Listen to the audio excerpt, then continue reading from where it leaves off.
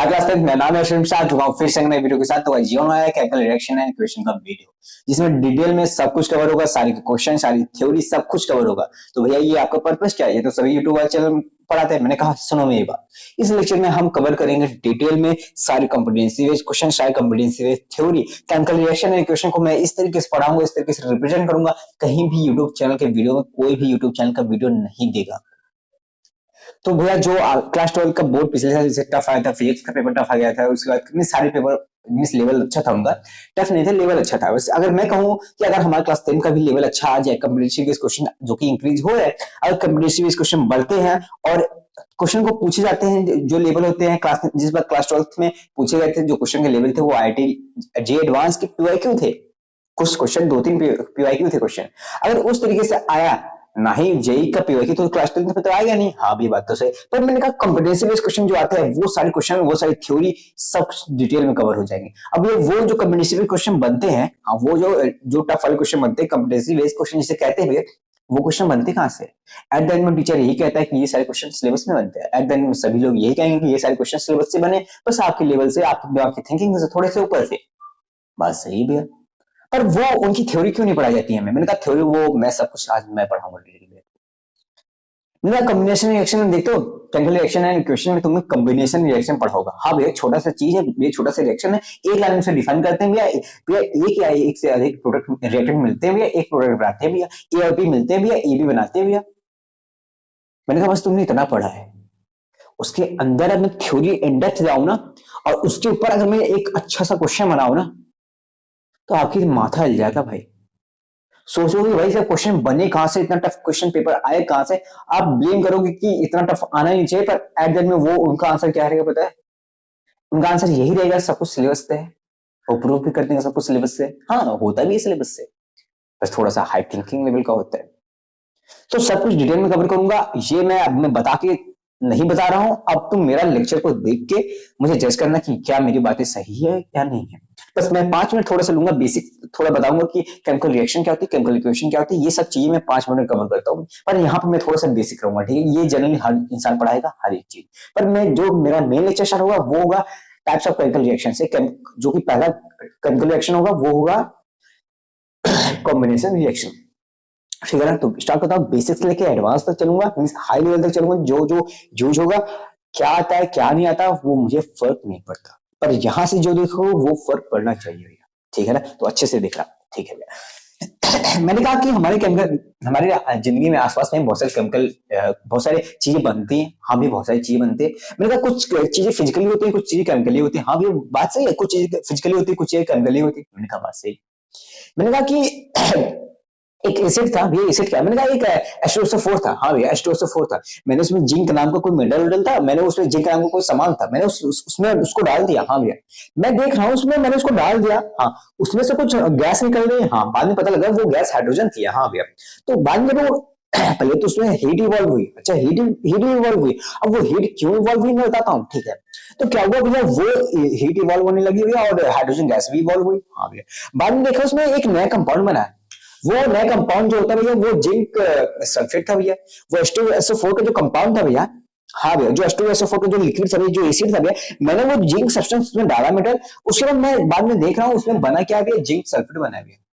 अभी मैंने जिंक डाला है H2SO4 में, हाइड्रोजन सल्फेट में, तो मैंने जिंक डाला उसमें, तो मैं देख रहा हूँ जो कंपाउंड बना वो जिंक सल्फेट बना। हाँ भैया बात तो सही, हमने बस डालने से कुछ नया चीज बना लिया। हाँ बात तो सही। तो क्या यही केमिकल रिएक्शन होती है? मैंने कहा हाँ यही केमिकल रिएक्शन होती है। तो भैया ये मैंने जो डाला भी उसे रिएक्टेंट बोलते हैं, और जो चीज बनी हुई वो तो प्रोडक्ट हो गया। मैंने कहा हाँ बस सही, जो चीज आपने डाली वो रिएक्टेंट हो गई, जो चीज आपने बनाई वो प्रोडक्ट हो गई। अब ये केमिकल रिएक्शन को, अब इसी रिएक्शन को रिप्रेजेंट करने का एक तरीका होता है जिसको हम रिप्रेजेंट करते हैं केमिकल इक्वेशन के फॉर्म में। एक इक्वेशन के फॉर्म में रिप्रेजेंट कर देते हैं, उसे कहता है केमिकल इक्वेशन। Chemical equation. अब केमिकल इक्वेशन क्या? मैंने कहा कुछ नहीं, अभी मैंने जो आपको थ्योरेटिकली एक एग्जांपल बताया उसी को आप एक केमिकल इक्वेशन के फॉर्म में रिप्रेजेंट कर दो। अभी जो मैंने केमिकल रिएक्शन कराया उसी को आप एक थ्योरेटिकल फॉर्म में रिप्रेजेंट कर दो। क्या मतलब है? Method of representing chemical reaction. अभी मैंने जो केमिकल रिएक्शन किया, method of representing chemical reaction in the form of equation by using their symbols and equation. by using their symbols and equation that are participating in it is known as chemical equation. I think clear हुआ क्या भैया? मैंने कहा chemical equation कोई बड़ी बात नहीं है, बस एक छोटी सा डिफिनेशन है, एक छोटा सा प्रोसेस है, बस वो क्या है जो केमिकल रिएक्शन कर रहे हैं उसी को अगर हम रिप्रेजेंट करते हैं केमिकल इक्वेशन के फॉर्म में, method of representing chemical reaction in the form of chemical equation by using their symbols and formulas that are participating in it is known as chemical equation. Ji line लिख लेना आप, क्या हमने कहा? method of representing chemical reaction in the form of their symbols. नहीं, method of, मैं क्या कहते हैं यार, कई बार भूल जा, method of representing chemical reaction in the form of equation by using their symbols and formulas that are participating in it. ये सब लाइन नोट कर लेना, ठीक है? अब मैं इसको लिखूंगा, बहुत थोड़ा सा टाइम लग जाएगा, ठीक है ना? ओके भैया, तो आप कंप्लीट. मैंने अभी क्या एग्जांपल लिया भैया? मैंने कहा कि आपने अभी एग्जांपल लिया कि एक H2SO4 था. हाँ भी, आपने H2SO4 में आपने जिंक डाल दिया भैया, जो कंपाउंड बना भैया वो हो गया जिंक सल्फेट. हाँ भैया, प्लस हाइड्रोजन गैस इवॉल्व हुई भैया. मैंने कहा हाँ, बस यही आपने किया भैया, ये आपने प्रोसेस अभी यहाँ से वहां तक किया भैया, बस सही है भैया, मैंने अभी तक यही किया. तो भैया ये केमिकल रिएक्शन हो गए? मैंने कहा केमिकल रिएक्शन हो गए भैया, ठीक है, आप केमिकल रिएक्शन हो गई, ठीक है. तो केमिकल रिएक्शन के होने के बाद भी कुछ ऑब्जर्वेशन होती है? मैंने कहा हाँ, कुछ ऑब्जर्वेशन होती है भैया. एक टाइप का ये एक्सपेरिमेंट तो भैया, एक टाइप का ये आपने कुछ नया फॉर्म किया भैया. मैंने कहा हाँ, नया फॉर्म किया भैया. वो क्या चीज हुई? मैंने कहा इसको जो इस साइड होता है उसे बोलते हैं रिएक्टेंट्स, और जो इस साइड बनता है, जो एड में बनता है रिजल्ट, एज ए रिजल्ट उसे बोलते हैं प्रोडक्ट. उसे बोलते हैं क्या? प्रोडक्ट. ठीक है भैया, रिएक्टेंट और प्रोडक्ट बनते हैं, ठीक है भैया. और क्या क्या चीजें ऑब्जर्व करते हैं? मैंने कहा एक केमिकल रिएक्शन होती है, उसमें कई सारी चीजें ऑब्जर्व की जाती हैं भैया. कैसे? मैं थोड़ा सा एग्जांपल तो क्या क्या. मैंने कहा उसका स्टेट बदलता है, उसका स्टेट चाहे फिजिकल स्टेट हो चाहे केमिकल स्टेट हो, उसका स्टेट बदलता है. चेंजिंग ऑफ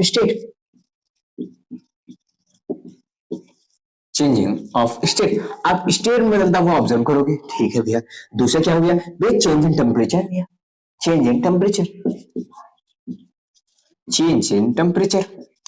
अब ये टेम्परेचर में भी चेंज ऑब्जर्व करोगे भैया. कैसा चेंज? मैंने कहा अभी मैंने H2SO4 एक एसिड होता है भैया, इसमें आप जिंक मिनरल डालोगे ना, तो ये क्या करेगा, जो कंपाउंड बनेगा ना, जो जिंक सल्फेट बनेगा, जो अभी तो वो बीकर में है, हाँ, वो देखोगे बहुत ज्यादा गर्म रहेगा, वो बहुत ज्यादा हीट रहेगा. उसका टेम्परेचर पहले के कंपेयर में अब ज्यादा बढ़ जाएगा भैया. अब उसका टेम्परेचर अब ज्यादा बढ़ जाएगा भैया. अच्छा, तो उसका टेम्परेचर चेंज हो जाएगा भैया. चेंज इन कलर भी चेंज हो जाता है. ये कलर कैसे चेंज होता है? मैंने कहा पोटेशियम परमैंगनेट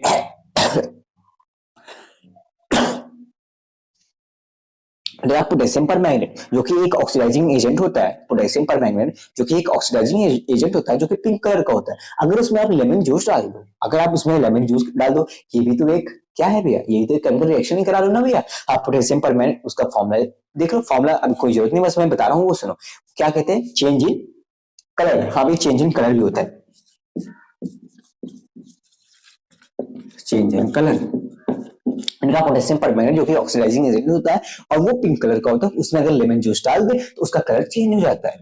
अब ये ऑक्सीडाइजिंग एजेंट क्या होता है मैं बताऊंगा, डिटेल में बताऊंगा और इन डेप्थ बताऊंगा. उसकी जरूरत नहीं है डरने की, ठीक है ना भैया? ये समझे भैया. इवोल्यूशन ऑफ गैस, ये गैस का इवोल्यूशन होना. मैंने कहा ये है रिएक्शन करा, अभी यहाँ पे हाइड्रोजन गैस इवॉल्व हुई.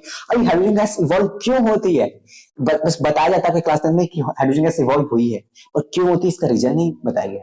हाँ भाई, मैं बताऊंगा वो, ठीक है भैया. इसका एनसीईआरटी में नॉर्मल सी बात है, एक टेस्ट गिवन है कि हाइड्रोजन गैस इवॉल्व होगी. तो हाइड्रोजन गैस जब इवॉल्व होगी, उसका कैसे पता करेंगे हाइड्रोजन गैस इवॉल्व है? अब जो केमिकल रिएक्शन हो रहा है, कोई ट्यूब में होगा, हाँ टेस्ट ट्यूब में होगा. हाँ, तो आप बर्निंग स्प्लेंडर, एक जलता हुआ जो बर्निंग स्प्लेंडर होता है, आप एक इक्विपमेंट होता है बर्निंग स्प्लेंडर को आप जाके टेस्ट ट्यूब के पास रख दोगे. Then burning splinter you put on the in front of the test tube. You hear means आप वहां पे सुनोगे एक पॉप साउंड. और वो जो पॉप साउंड, अगर वो वही जो पॉप साउंड होगा, वही एक सिग्नल है कि हाइड्रोजन गैस इवॉल्व हुई है, ठीक है भैया। ये एक्सपेरिमेंट एक जब पढ़ाते हैं तो वहां पे एक्सपेरिमेंट हमारे एनसीईआरटी में गिवन होता है। एक एक्सपेरिमेंट और गिवन होगा, उसमें कहा जाता है कि जो मैग्नीशियम रिबन होती है, मैग्नीशियम रिबन जो होती है भैया, उसको हम हीट करने से पहले या जलाने से पहले भैया उसको हम रब क्यों करते हैं, by the using of sand paper. अब ये उस मैग्नीशियम रिबन को हम इसलिए रब करते हैं क्योंकि जो मैग्नीशियम रिबन होती है वो बाहर रहती है तो वो ऑक्सीजन के कांटेक्ट में रहती है, और जब ऑक्सीजन के कांटेक्ट में रहती है तो वो ऑक्सीजन के साथ भी एक प्रोटेक्टिव लेयर बना देती है जिसे बोलते हैं मैग्नीशियम ऑक्साइड भैया, जो कि रेजिस्ट करती है बर्निंग के लिए। वो मैग्नीशियम ऑक्साइड का जो लेयर होता है भैया वो इतना प्रोटेक्टिव होता है, वो बर्निंग के लिए इतना इजीली फ्लेमेबल नहीं होता भैया। हाँ भैया ठीक है भैया, तो इसीलिए उसको रब करते हैं, उस लेयर को हटाने के लिए, to remove the layer we use the sandpaper, और उसको जला के उसको हटा देते हैं, फिर उसको अपना मैग्नीशियम रिबन का उसको जो यूज होता है उसका जलाते हैं, अपना काम करते हैं। ठीक है भैया, मैंने कहा 2 एक्सपेरिमेंट आपको आप पढ़ चुके होंगे। हाँ, नहीं पढ़ोगे तो मैंने ओरली ऐसे बता दिया। एक हाइड्रोजन गैस इवॉल्व कैसे होता है भैया, अगर जो टेस्ट ट्यूब है उसको बर्निंग सिलेंडर पर जाकर रख दो, अब जो बर्निंग सिलेंडर पास रखोगे एक पॉप साउंड होगा। बर्निंग सिलेंडर क्या होता है, मैंने कहा एक इक्विपमेंट होता है, उसमें एक आग जलती रहेगी। हाँ भैया, उसको आप उसको और जो टेस्ट ट्यूब में जो रिएक्शन कराओगे उसको उसी के पास रख दो, लगा दो, जो हाइड्रोजन गैस इवॉल्व होगी वो निकलती रहेगी, तो एक में पॉप साउंड आने लगेगा, और वही एक सिग्नल होगा क्या, इसका हाइड्रोजन गैस इवॉल्व हो रही है। ठीक है भाई, दूसरा मैग्नीशियम रिबन को क्यों करते हैं, आई थिंक ना क्लियर हुआ। हाँ भैया ना क्लियर हुआ, मैंने कहा ये सब अच्छे से हुआ। हाँ भैया, मैंने कहा बस हमारा बेसिक हुआ कंप्लीट, हमारा बेसिक हुआ कंप्लीट। अगर आप ये रिवीजन लेक्चर ऐसा देख रहे हो तो आप देख सकते हो, क्योंकि मैं सब कुछ बेसिक से पढ़ा रहा हूं और ज्यादा टाइम में नहीं लूंगा, ठीक है ना, और मैं कुछ भी चीजें छोड़ूंगा नहीं, चाहे मैं ओरली बताऊं चाहे मैं जैसे बताऊं। मैंने कहा तुम्हारे अभी मैं पढ़ाऊंगा नहीं, बस तुम्हारे में एक टॉपिक और आता है, balancing chemical equation, balancing chemical equation.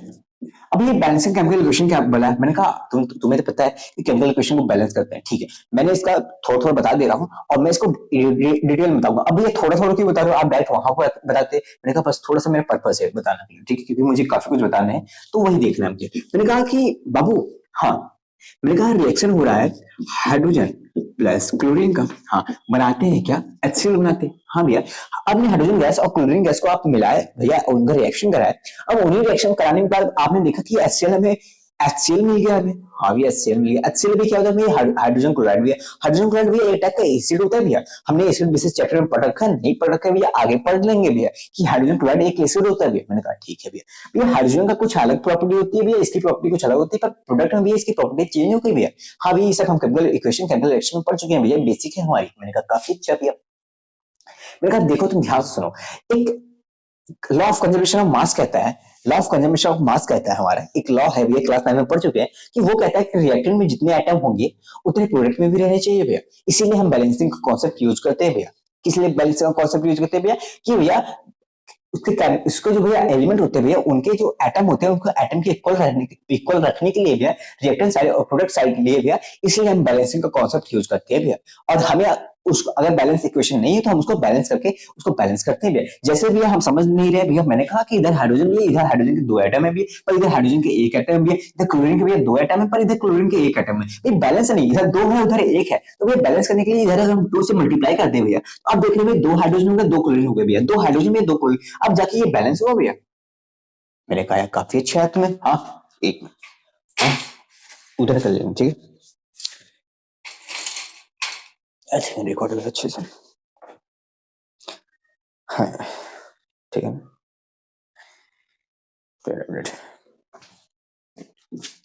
मैंने कहा Fe3O4 को रिएक्टर ऑफ कार्बन सॉल्ट के साथ, अब ये कार्बन होता है, कुछ कार्बन सॉल्ट होता है Fe3O4 में, जब मैं इसको रिएक्ट कराऊंगा बनेगा क्या भैया, आयरन बनेगा और ऑक्सीजन निकलेगा। मैंने कहा आयरन बनेगा और ऑक्सीजन निकलेगा, ठीक है भैया। मैंने जब इसको रिएक्ट कराया इसके साथ आयरन बना और ऑक्सीजन बना, ठीक है भैया। अब ये कार्बन के साथ आपने रिएक्ट कराया, ये सब आप पढ़ोगे एसिड बेसिस मेटल और नॉन मेटल में। कार्बन जो होता है भैया एक अच्छा ऑक्सीडाइजिंग एजेंट होता है भैया, या ये नहीं अच्छा ऑक्सीडाइजिंग एजेंट, एक अच्छा रिड्यूसिंग एजेंट होता है कार्बन। ये कार्बन एक अच्छा रिड्यूसिंग एजेंट होता है, ये क्या करता है, किसी कंपाउंड को अगर उससे रिएक्ट करा दो वो रिड्यूस कर देता है भैया, उसको रिड्यूस कर देता है। मेरा तुम अभी के लिए इस रिएक्शन के लिए तुम इतना समझो कि रिड्यूस मतलब ऑक्सीजन को उस कंपाउंड से अलग कर देता है भैया, उसी को कहते हैं रिड्यूस करना। भैया कार्बन है भैया, इस कंपाउंड को भैया ऑक्सीजन को इस कंपाउंड से अलग कर देगा भैया। ठीक है भैया, आप यहाँ पे देख रहे हैं भैया आयरन अलग हो गया, ऑक्सीजन अलग हो गया भैया, इसने रिड्यूस कर दिया। ठीक है भैया, ये हमारा मेथड नहीं था, ये चीजें हमें यहाँ पे कॉन्सेप्ट नहीं पढ़नी चाहिए थी, पर आपने ऑलरेडी बता दी, कोई दिक्कत नहीं है। पर भैया जो पढ़ने वाली चीजें हैं आप वो बताओ। मैंने कहा बाबू इधर आयरन Fe3 है भैया, तीन आयरन के आइटम है, यहाँ पे एक है भैया, तो इसे बैलेंस कर देंगे 3 लगा के भैया। इधर भैया ऑक्सीजन के 4 है भैया, इधर ऑक्सीजन के 2 है भैया, इसे 2 से मल्टीप्लाई करेंगे 4 हो जाएंगे भैया। अब जाके हमारा सब कुछ बैलेंस हो गया भैया, अब जाके हमारा बैलेंस हो गया सब कुछ भैया। इधर जो कार्बन होता है इससे रिएक्ट करके बनाता है कार्बन डाइऑक्साइड गैस, ठीक है ना, कार्बन डाइऑक्साइड गैस बनाता है भी, ठीक है ना, सॉरी ऑक्सीजन अलग नहीं, ऑक्सीजन जाएगा कार्बन डाइऑक्साइड गैस बन के, ठीक है ना, हाँ भाई कार्बन से रिएक्ट करता तब निकलता है। ठीक है भैया, तो भैया इधर ऑक्सीजन 2 तो ये ऑक्सीजन चाहे मैंने कहा 2 से मल्टीप्लाई कर देंगे। अब 2 से मल्टीप्लाई करते हुए कार्बन भी 2 हो गया, तो कार्बन इधर 1 है उधर 2 हो गए, तो इसे भी 2 से मल्टीप्लाई कर सकते हैं। अब जाके हमारा बैलेंसिंग जाके कंप्लीट हो गया। अब बैलेंसिंग के काफी सारे टफ क्वेश्चन भी आते हैं भैया, ये तो मैंने आपको मैंने बहुत इजी बताया, कोई लेवल ही नहीं है, पर मैंने एक कॉन्सेप्ट बताया कि बैलेंसिंग क्यों करते हैं, किस लिए करते हैं, एटम को बराबर करने के लिए करते हैं भैया, law of conservation of mass से भैया। मैंने कहा काफी अच्छा यार, मैंने कहा काफी अच्छा। अब मेरे कॉन्सेप्ट यहाँ से स्टार्ट होता है type of the chemical reaction से। अब मैं chemical balancing of the chemical equation को डिटेल में लास्ट में पढ़ाऊंगा, ठीक है ना, डिटेल में कोई भी क्वेश्चन इस टॉपिक से नहीं बच पाएगा, ठीक है ना, ओके। अब आते हैं type of the chemical reaction पे, type of the chemical reaction, ठीक है ना, जो कि बेसिक्स लेके अच्छे लेवल तक चलोगा, ठीक है ना। टाइप ऑफ केमिकल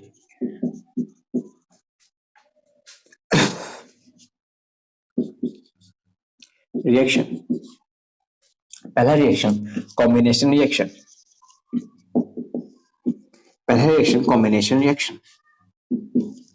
ठीक है ना। अब मुझे जज करना होगा, मेरे इस कंटेंट से जज करना है, ठीक है ना।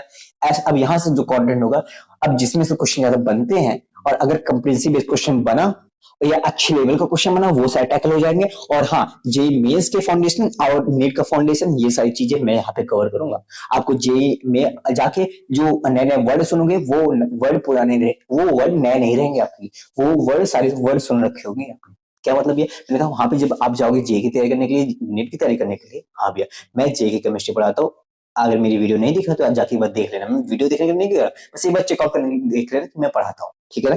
तो मैं क्या कह रहा हूँ कि आप वहां पे जितने भी चैप्टर होंगे वहां पे जो नए नए वर्ड सुनोगे, हाँ वो वर्ड क्लास 10th की साइंस में मैं सारे कवर कर लूंगा, सारे के सारे। अब मैं पूरी साइंस पढ़ाऊंगा क्लास 10th की साइंस, तो सब में वो सारे वर्ड सुने रहेंगे। आप वहां पे जाओगे कोई नया वर्ड नहीं सुनोगे, ये मेरा प्रॉमिस है आपसे, ठीक है ना। तो स्टार्ट करते हैं वीडियो को। मैंने कहा कॉम्बिनेशन रिएक्शन मैंने क्या पढ़ा है भैया, आपने अभी कुछ पढ़ा ही नहीं। मैंने कहा काफी अच्छा। अब ये कॉम्बिनेशन रिएक्शन होता है क्या, मैंने कहा कॉम्बिनेशन रिएक्शन कुछ नहीं होता भैया, बेसिक्स लिया। अभी आपने आपकी जो किताबों में कहा जाता है कि कोई एक रिएक्टेंट दूसरे रिएक्टेंट के साथ मिलता है, वो बनाता है तीसरा रिएक्टेंट, तीसरा को एक प्रोडक्ट बनाता है, ए बी मिलता है और ए बी मिलता है बनाता है A B, A plus B मिलता है बनाता है ए बी। क्या मतलब ये रिएक्टेंट ये कोई 2 या 2 से अधिक या 2 या 2 से 2 या मोर देन 2 रिएक्टेंट मिलते हैं, आपस में कंबाइन करते हैं भैया, वो बनाते हैं कोई एक प्रोडक्ट। और भैया प्रोडक्ट जो बनेगा वो एक प्रोडक्ट होगा। इस सिंपल सा एग्जांपल हमारे सिंपल सा लाइन हमारी केमिस्ट्री की एनसीईआरटी किताब में कहा जाते हैं भैया कि ए और बी मिलेंगे तो ए भी बनेंगे भैया। वहां एट द एंड में हमारे सिर्फ एक प्रोडक्ट मिलेगा भैया, 2 बाई प्रोडक्ट नहीं, 2 नहीं मिलेंगे, कोई बाई प्रोडक्ट कोई गैस इवॉल्व होता नहीं मिलेगा भैया। ये हमारे केमिस्ट्री की किताबों में कहा जाता है भैया जनरली, हाँ ठीक है। मैंने कहा कि आगे एग्जाम में क्वेश्चन आएगा कि थोड़ा सा दिमाग उन लोगों ने कहा कि चलो क्लास 10th वालों ने कॉम्बिनेशन रिएक्शन को बहुत अच्छे से पढ़ा है, थोड़ा सा क्वेश्चन को इवॉल्व करते हैं। मैंने कहा कि वो उन्होंने कहेंगे chemical reaction is same as the addition reaction, या हम वो बोलेंगे वो क्वेश्चन एक लाइन लिख देंगे chemical reaction is equal to the addition reaction, addition ADDITION, chemical reaction is sorry combination reaction is equal to the addition reaction. आपका word होगा हाँ भैया सही है भैया, एडिशन रिएक्शन हो रहा है भैया, ए प्लस बी मिल रहा है भैया, ए भी मिल रहा है। वहां पे आपको आंसर देना पड़ेगा नहीं, अगर वहां पे फॉल्स स्टेटमेंट होगा ऐसे रीजन में आएगा आपको गलत काटना पड़ेगा, ठीक है। ये आंसर गलत है, ये क्वेश्चन गलत है। क्या मतलब ये कॉम्बिनेशन रिएक्शन बराबर नहीं है, कॉम्बिनेशन रिएक्शन बराबर नहीं है एडिशन रिएक्शन। मैंने कहा हाँ कॉम्बिनेशन रिएक्शन बराबर नहीं है एडिशन रिएक्शन के भैया। क्यों? मैंने कहा ये जो कॉम्बिनेशन रिएक्शन है ये फिजिकल केमिस्ट्री, अब देखो आपके केमिस्ट्री में जब आप क्लास 11 में जाओगे ना वहां पे 3 केमिस्ट्री हो जाती है, केमिस्ट्री को डिवाइड कर दिया जाता है भैया, फिजिकल, इनऑर्गेनिक और ऑर्गेनिक भैया, हाँ भैया, जो ये जो केमिस्ट्री है, जो केमिकल रिएक्शन वाले हम कर रहे हैं अभी, हाँ, जो न्यूमेरिकली हम हैंडल करते हैं, उसे कहते हैं फिजिकल केमिस्ट्री। ठीक है, ये फिजिकल केमिस्ट्री का टर्म है भैया, ये फिजिकल केमिस्ट्री का टर्म है भैया, फिजिकल इनऑर्गेनिक केमिस्ट्री का टर्म है भैया। मैंने कहा कि मैंने H2 गैस को क्लोरीन गैस से मिलाया भैया, बना क्या हमारा HCl बना भैया, ये टाइप ऑफ कॉम्बिनेशन रिएक्शन है भैया। पर ये जो एडिशन रिएक्शन है भैया, ये ऑर्गेनिक रिएक्शन में आता है भैया, ऑर्गेनिक रिएक्शन में आता है भैया, यहाँ पे कुछ ऐसा होता नहीं है भैया। अच्छा भैया, मैंने कहा हाँ, मैंने कहा यहाँ पे कोई मान लो कोई एल्कीन हो, अब एल्कीन क्या होता है, मैंने कोई एग्जांपल कोई अच्छा नहीं लिया क्योंकि आपको आप कंफ्यूज हो जाओगे, आप एल्कीन पढ़ चुके होगे। अगर एल्कीन नहीं पढ़े तो आपकी कोई गलती नहीं है, आप आगे पढ़ लोगे। अब एल्कीन क्या होता है भैया, जिसमें डबल बॉन्ड होते हैं हाइड्रोजन की कमी की वजह से भैया, वो डबल बॉन्ड होते हैं भैया। मैंने कहा हाँ, अब वो डबल बॉन्ड के अंदर भी हाइड्रोजन की कमी होती है। अगर मैं इसको रिएक्ट करा दूं H2 के साथ, अब जो बनेगा वो होगा एल्केन भैया, अब जो बनेगा एल्केन बनेगा भैया। भैया ये भी तो टाइप का वो क्या कहते हैं, कॉम्बिनेशन रिएक्शन है। मैंने कहा ये कॉम्बिनेशन रिएक्शन नहीं है, ये कॉम्बिनेशन रिएक्शन नहीं है, समझे? ठीक है ना, ये एडिशन रिएक्शन है, ये एडिशन रिएक्शन है, ये कॉम्बिनेशन रिएक्शन है। और इन डेप्थ में बताता हूं, ठीक है? मैंने कहा तुम इतना समझे? हाँ भी मैं इतना समझा। अब देखो, इतना समझे ना? अब इसी के नीचे लिखना और एग्जांपल देखने के लिए। मैंने कहा N2 है, उसने रिएक्ट किया H2 के साथ, बनाया क्या, N2H2 NH3 बनाया भैया। मैंने कहा बैलेंस करने के लिए, बैलेंस कर दो भैया, 2 नाइट्रोजन है, इधर 2 नहीं है, इधर 3 है भैया। मैंने कहा इसे मल्टीप्लाई कर दो 3 से भैया, इसे 2 से मल्टीप्लाई कर दो भैया। हाँ भैया, अब 2 हो गया भैया, इधर 3 से मल्टीप्लाई कर दो, अब 6 हो गया, अब बराबर हो गया भैया। मैंने कहा ठीक है। मैंने कहा ये जो रिएक्शन है क्या कॉम्बिनेशन रिएक्शन है? हाँ भैया कॉम्बिनेशन रिएक्शन है भैया। मैंने कहा भैया ये कॉम्बिनेशन रिएक्शन है भैया, और इसे कहते हैं हार्बर प्रोसेस, हार्बर्स प्रोसेस। तो ये हार्बर प्रोसेस क्या है? मैंने कहा ये बना जो है इसे कहते हैं अमोनिया, अमोनिया। अमोनिया एक बाय प्रोडक्ट की तरह यूज होता है। अमोनिया कि देखो बताता हूं, अमोनिया जो है एनास्थीसिस से कहते हैं, ये हार्बर प्रोसेस के तरीके से बनता है। अब ये अमोनिया जो होता है, मान लो कोई रिएक्शन हो रही है, मान लो कोई रिएक्शन हो रही है, अब कोई बहुत बड़ी अच्छी रिएक्शन हो रही है, वो अपने किसी सिस्टम में चल रही है। सिस्टम मतलब ये मैंने कहा कोई अपना वो मशीनरी है भैया, मशीनरी में वो प्रोसेस हो रहा है, वो रिएक्शन बन रहा है भैया। अब वो जो प्रोडक्ट बन रहा है भैया, वो बन रहा है, तो बीच में क्या हुआ, उसको किसी की जरूरत पड़ी, अब वो बीच में वो रिएक्शन आगे प्रोसीड नहीं हो पाई, तो वो क्या करते हैं, बेसिकली अमोनिया का यूज जहां पे होता है डायरेक्टली भी अमोनिया यूज होता है, पर एज अ इनडायरेक्टली भी अमोनिया यूज होता है। तो क्या करते हैं, वो अमोनिया का यूज वहां पे मांगता है वो रिएक्शन, हाँ, तो वो क्या कहते हैं, अमोनिया को यूज कर लेते हैं, वहां पे अमोनिया को यूज कर लेते हैं, बाद में वो अमोनिया को रिकवरी भी कर लेते हैं। अमोनिया को यूज करके वो रिएक्शन फर्दर कंटिन्यू करा देते हैं, वो रिएक्शन हो भी जाती है, और उसके बाद अमोनिया को रिकवरी भी कर लेते हैं। क्या मतलब ये अमोनिया फिर से वापस आ जाती है? मैंने कहा हाँ, अमोनिया वापस आ जाती है। तो ये कैसे होता है? मैंने कहा आगे बताऊंगा डिटेल में, फिर से अभी इसी में बताऊंगा आगे, पर अभी ये वाला कॉन्सेप्ट नहीं है, ठीक है ना? मैंने कहा इतना समझे? हाँ भैया। मैंने कहा इतना समझे ना? हाँ भैया इतना समझे। मैंने कहा इतना समझे? हाँ भैया।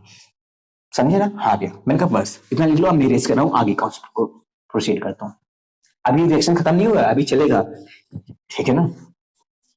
इसी में आगे लिखना आप, मेरे पास जगह नहीं थी इसलिए मैं कर रहा हूँ, ठीक है ना?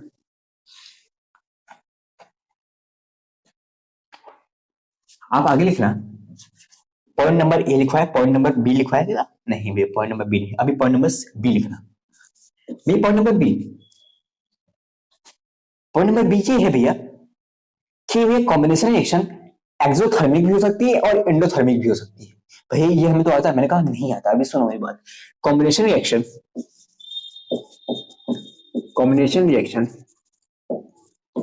में भी एक्सोथर्मिक और एंडोथर्मिक, समझे? कॉम्बिनेशन एक्सोथर्मिक हो सकती है, एंडोथर्मिक क्या हो सकती है? मैं कहा भैया एक्सोथर्मिक और एंडोथर्मिक क्या मतलब है? और मेरा सवाल आपसे कि तुम क्या समझते हो एक्सोथर्मिक और एंडोथर्मिक मतलब? भैया मैं एक्सोथर्मिक मतलब ये समझते हैं भैया कि एक्सो मतलब भैया वो जो हीट होगा ना भैया, वो हीट रिलीज होगा भैया, भैया एनर्जी रिलीज होती है भैया, हमने हमारे किताबों में ये पढ़ाया गया। और फिर मैंने कहा इंडोथर्मिक मतलब क्या पढ़ाया गया भैया? इंडोथर्मिक मतलब ये पढ़ाया गया हीट ऑब्जर्व होगी भैया। मैंने कहा ये सब तुम्हें बस डायरेक्ट बताया गया है, और तुम कभी कभी पता है बहुत सारे बच्चे कंफ्यूज हो गए कि एंडोथर्मिक क्या होता है, एक्सोथर्मिक क्या होता है। कभी कभी उल्टा बोल देते हो, एक्सोथर्मिक में हीट एब्जॉर्ब होती है, एक्सो बोला भैया हीट एब्जॉर्ब होती है भैया, और एंडोथर्मिक में हीट रिलीज होती है, अब उल्टा बोल देते हो। आओ मैं कंफ्यूजन को दूर करता हूँ एंड दैट इनको और इनको डिस्कस करता हूँ। मैंने कहा कॉम्बिनेशन रिएक्शन एक्सोथर्मिक भी हो सकती है और एंडोथर्मिक भी हो सकती है, ठीक है भैया। अब बात करो एक्सोथर्मिक की। मैंने कहा ठीक है, डी में मैं बात करता हूँ किसमें, एक्सोथर्मिक के बारे में, एक्सोथर्मिक के बारे में कि एक्सोथर्मिक रिएक्शन भी हो सकती है भैया, ये इसका सब टॉपिक है, ठीक है ना। कॉम्बिनेशन रिएक्शन का सब टॉपिक भैया, कॉम्बिनेशन रिएक्शन एक्सोथर्मिक भी हो सकती है, एंडोथर्मिक भी हो सकती है, ठीक है। आज तक रिकॉर्ड हो रहा है। अभी मैं बार बार इसलिए चेक करते जा रहा हूँ क्योंकि पता है मैं काफी सारी रिकॉर्डिंग्स करता हूँ, मैं जो दूसरे लेक्चर्स पढ़ाता हूँ ना, कभी कभी ऑन ही नहीं रहता, कभी कभी मोबाइल स्विच ऑफ जाती है, कभी कभी कुछ होता है यार, मैं ध्यान ही नहीं देता, ठीक है ना। हाँ, तो मैंने कहा क्या कि केमिकल रिएक्शन भैया एक्सोथर्मिक भी हो सकती है भैया। अब केमिकल रिएक्शन भैया एक्सोथर्मिक भी हो सकती है। मैंने कहा हाँ, एक्सोथर्मिक मतलब होता है क्या। मैंने कहा एक्सोथर्मिक मतलब ये होता है जो कि कोई भी रिएक्शन है भैया, हाँ भैया एक्सोथर्मिक रिएक्शन उसे बोलते हैं, या भैया कोई रिएक्शन हो रही है उसमें हीट या एनर्जी रिलीज होती है, उसे कहते हैं एक्सोथर्मिक। अब ये क्यों कहते हैं भैया, यहाँ तक डायरेक्ट रिजल्ट किसी ने बोल क्यों दिया, हमारे एनसीईआरटी की ग्रामर में डायरेक्ट ये क्यों बोल दिया कि इसे एक्सोथर्मिक रिएक्शन कहेंगे भैया, हीट निकलने की वजह से इसे एक्सोथर्मिक बोल देंगे भैया, कुछ तो रीजन होना चाहिए भैया। मैंने कहा हाँ बिल्कुल होना चाहिए और होता भी है। मैंने रिएक्शन कहा, मैंने क्या कहा अभी इसमें हीट या एनर्जी टर्म लिखता हूं ज्यादा चलेगा, एनर्जी रिलीज होती है भैया। मैंने कहा काफी अच्छा। मैंने कहा H2 को मैं O2 से बनाऊं, बन क्या जाता है भैया, H2 बन जाता है, प्लस हीट रिलीज होती है भैया, हीट रिलीज होती है, रिलीज को मैंने ऊपर ऐसे डायरेक्शन बना दिया, ठीक है ना भैया। H2 को ऑक्सीजन के साथ मिलाओ तो H2 बन जाता है। मैंने कहा हीट रिलीज हो सकती है, हाँ भैया। ये क्या मतलब हुई भैया, हीट रिलीज होती कैसे भैया। भैया हम ये समझ रहे हैं कि हम इधर हाइड्रोजन गैस उड़ रहा है भैया, हाँ इधर ऑक्सीजन है भैया, दोनों को मिला देंगे भैया और H2 बन जाएगा। मैंने कहा नहीं बनेगा, ऐसे नहीं बनता बाबू, डायरेक्ट अगर मिला दोगे कहां पे रिएक्शन ही कहां होगा, क्यों भैया रिएक्शन नहीं होगा। मैंने कहा नहीं, मेरी बात सुनो, थोड़ा सा मेरी थ्योरी को सुनो। मैंने कहा जनरली रिएक्शन कैसे होते हैं पता है कैसे भैया। मैंने कहा रिएक्शन, कोई भी रिएक्शन हो रहा है वो उनके गैसियस स्टेट में होती है। क्या मतलब, मैंने कहा कोई भी रिएक्शन हो रहा है वो उनके गैसियस स्टेट में होती है, मतलब भैया। मैंने कहा बाबू तो तुम्हें पता है एक कार्बन सॉलिड होता है, कार्बन सॉलिड मतलब कार्बन का पत्थर, ग्रेफाइट ले लो, ग्रेफाइट वही, उसी को मैंने बोल दिया कार्बन सॉलिड, उसके ऊपर मैंने ऑक्सीजन रिएक्ट कराया, बना दिया क्या, CO2 गैस। अभी इसी पे आता हूं, बस समझाने का प्रोसेस है मेरा। मैं कार्बन सॉलिड है भैया, उसको मैंने ऑक्सीजन से रिएक्ट करा दी, CO2 गैस बन गए। अब इससे तुम डायरेक्ट समझोगे भैया, भैया ये कार्बन का पत्थर आप ले रहे, ये कार्बन का पत्थर में ग्रेफाइट है भैया। मैंने कहा हाँ ग्रेफाइट तो है। अगर भैया इसमें मैंने ऑक्सीजन फेंक दिया भैया, ऑक्सीजन तो हर जगह भैया, इसमें मैंने ऑक्सीजन लपेट उपट दिया भैया, मैंने कहा ये कार्बन डाइऑक्साइड गैस बन गया, ये कार्बन डाइऑक्साइड गैस बन गया। क्या ऐसा होता है, हाँ भैया ऐसा होता होगा ना जनरली। मैंने कहा नहीं ऐसा नहीं होता बाबू, ऐसा होता क्या क्या हो जाता आज, ऐसा क्यों नहीं होता भैया। मैंने कहा रीजन है भैया, तो बताओ मेरे बाबू, मैं ध्यान से सुना। कार्बन डाइऑक्साइड गैस जब मान लो कोई भी रिएक्शन होती है, टेक प्लेस करती है, वो उसके गैसेस स्टेट में होती है, उनके रिएक्टेंट गैसेस स्टेट में होने चाहिए। क्या मतलब है, मैंने कहा ये जो कार्बन सॉलिड है इनको पहले इनके गैसेस स्टेट एटम में रखना पड़ेगा। क्या मतलब, मैंने कहा इसको पहले कार्बन सॉलिड को हमें कार्बन गैसेस एटम में डालना पड़ेगा, कार्बन को गैसेस एटम में डालना पड़ेगा, जी लिख दिया ना गैसेस एटम, इनके एटम में चेंज करना पड़ेगा, गैसेस एटम में, हाँ इनके गैसेस एटम में करना पड़ेगा। अब गैसेस एटम को करने के लिए एक एनर्जी देनी पड़ती है भैया, ये डायरेक्ट नहीं हो जाती, ये डायरेक्ट नहीं हो जाती, ये एक एनर्जी देनी पड़ती है भैया, वो उस एनर्जी को कहते हैं हीट ऑफ एटोमाइजेशन, उस एनर्जी को ही कहते हैं हीट ऑफ एटोमाइजेशन। एटोमाइजेशन मतलब क्या, कुछ हीट देके उनको एटम में चेंज कर देना, उनके गैसेस एटम में चेंज कर देना। किसी सब्सटेंस को, सॉलिड लिक्विड गैस को, उनको हीट देके उनके गैसेस सब्सटेंस में चेंज कर दो, और जो हीट दी जाती है, जो एनर्जी दी जाती है उनको उनके गैसेस एटम में चेंज करने के लिए, उसे बोलते हैं heat of atomization, heat of atomization. Heat of atomization या तो बोर्ड में नहीं पूछा जाएगा, क्योंकि मैं सब कुछ थ्योरी को एक इनडेप्थ तो आपको एक अच्छा तरीके से समझाना चाहता हूँ, इसलिए बता रहा हूँ। मैंने कहा ये कार्बन सॉलिड, इसको मैंने इसमें चेंज कर दिया, हाँ भैया। इसी तरीके से ये जो ऑक्सीजन गैस है ना, O2 मॉलिक्यूल है भैया, भैया ये तो गैस पहले से है भैया, ऑक्सीजन भैया गैस है। मैंने कहा ये गैस है, लेकिन इसको गैसेस एटम में और तोड़ो, गैसेस एटम चाहिए भैया, ये भी मॉलिक्यूल है, वो एटम है, तो भैया ये गैसेस एटम है। मैंने कहा हाँ ये गैसेस मॉलिक्यूल भी है, O से मिलकर O2 बना है भैया। तो इसको ब्रेक करो तो बन क्या जाएंगे भैया, इसको ब्रेक करोगे भैया, दो और है भैया, इनको ब्रेक करोगे भैया, दो ऑक्सीजन बन जाएगा भैया। हाँ मैंने कहा अब ये गैसेस एटम बन गए हैं, अब इनको रिएक्ट कराओगे, अब ये कार्बन डाइऑक्साइड गैस बन लेंगे भैया। अब जाके ये रिएक्शन प्रोसीड होगा भैया, तभी जाके कार्बन डाइऑक्साइड गैस का जो स्ट्रक्चर होता है, जो आपके बताया जाएगा चौथे चैप्टर में कार्बन कंपाउंड में, वो क्या होता है भैया, वो जाके ये होता है भैया, ये स्ट्रक्चर होता है भैया। कार्बन डबल बॉन्ड ऑक्सीजन के साथ इधर डबल बॉन्ड बनाता है और डबल बॉन्ड बनाता है। आई थिंक आपके टीचर ने पढ़ाया होगा चौथे चैप्टर में। अगर बाबू अगर चौथे चैप्टर में नहीं पढ़ा है तो बिलीव मी आपकी कोई गलती नहीं है, आप पढ़ोगे तो समझ में आ जाएगा, ठीक है ना। आई थिंक क्लियर होगा। तो एक रिएक्शन समझने प्रोसेस समझ रहे हो। तो ये जो हाइड्रोजन गैस है, हाइड्रोजन गैस है, ऑक्सीजन गैस डायरेक्ट रिएक्ट नहीं कर लेता, इनको पहले एटमाइजेशन किया जाता है, इनको गैसेस एटम में तोड़ा जाता है, फिर रिएक्शन कराया जाता है। पर हमारी क्लास 10 केमिस्ट्री में हमें जल्दी से एक इक्वेशन फॉर्म में, एक रिप्रेजेंट फॉर्म में डायरेक्ट बताया जाता है, ऐसे होता है ऐसे होता है। आपके मन में आता होगा ना क्वेश्चन को कि क्या मतलब भैया कुछ भी मिला के कुछ भी बना देते हैं, वो कैसे मिलते होंगे भैया, वो आपके मन में आता होगा ना कि जैसे भैया कार्बन सॉल्ट, कोई कार्बन का पत्थर है भैया, उसको हम अगर हीट कर दे भैया ऑक्सीजन की प्रेजेंस में, तो अगर हीट करेंगे भैया कार्बन डाइऑक्साइड गैस बन जाएगा, ऐसा तो होता नहीं भैया।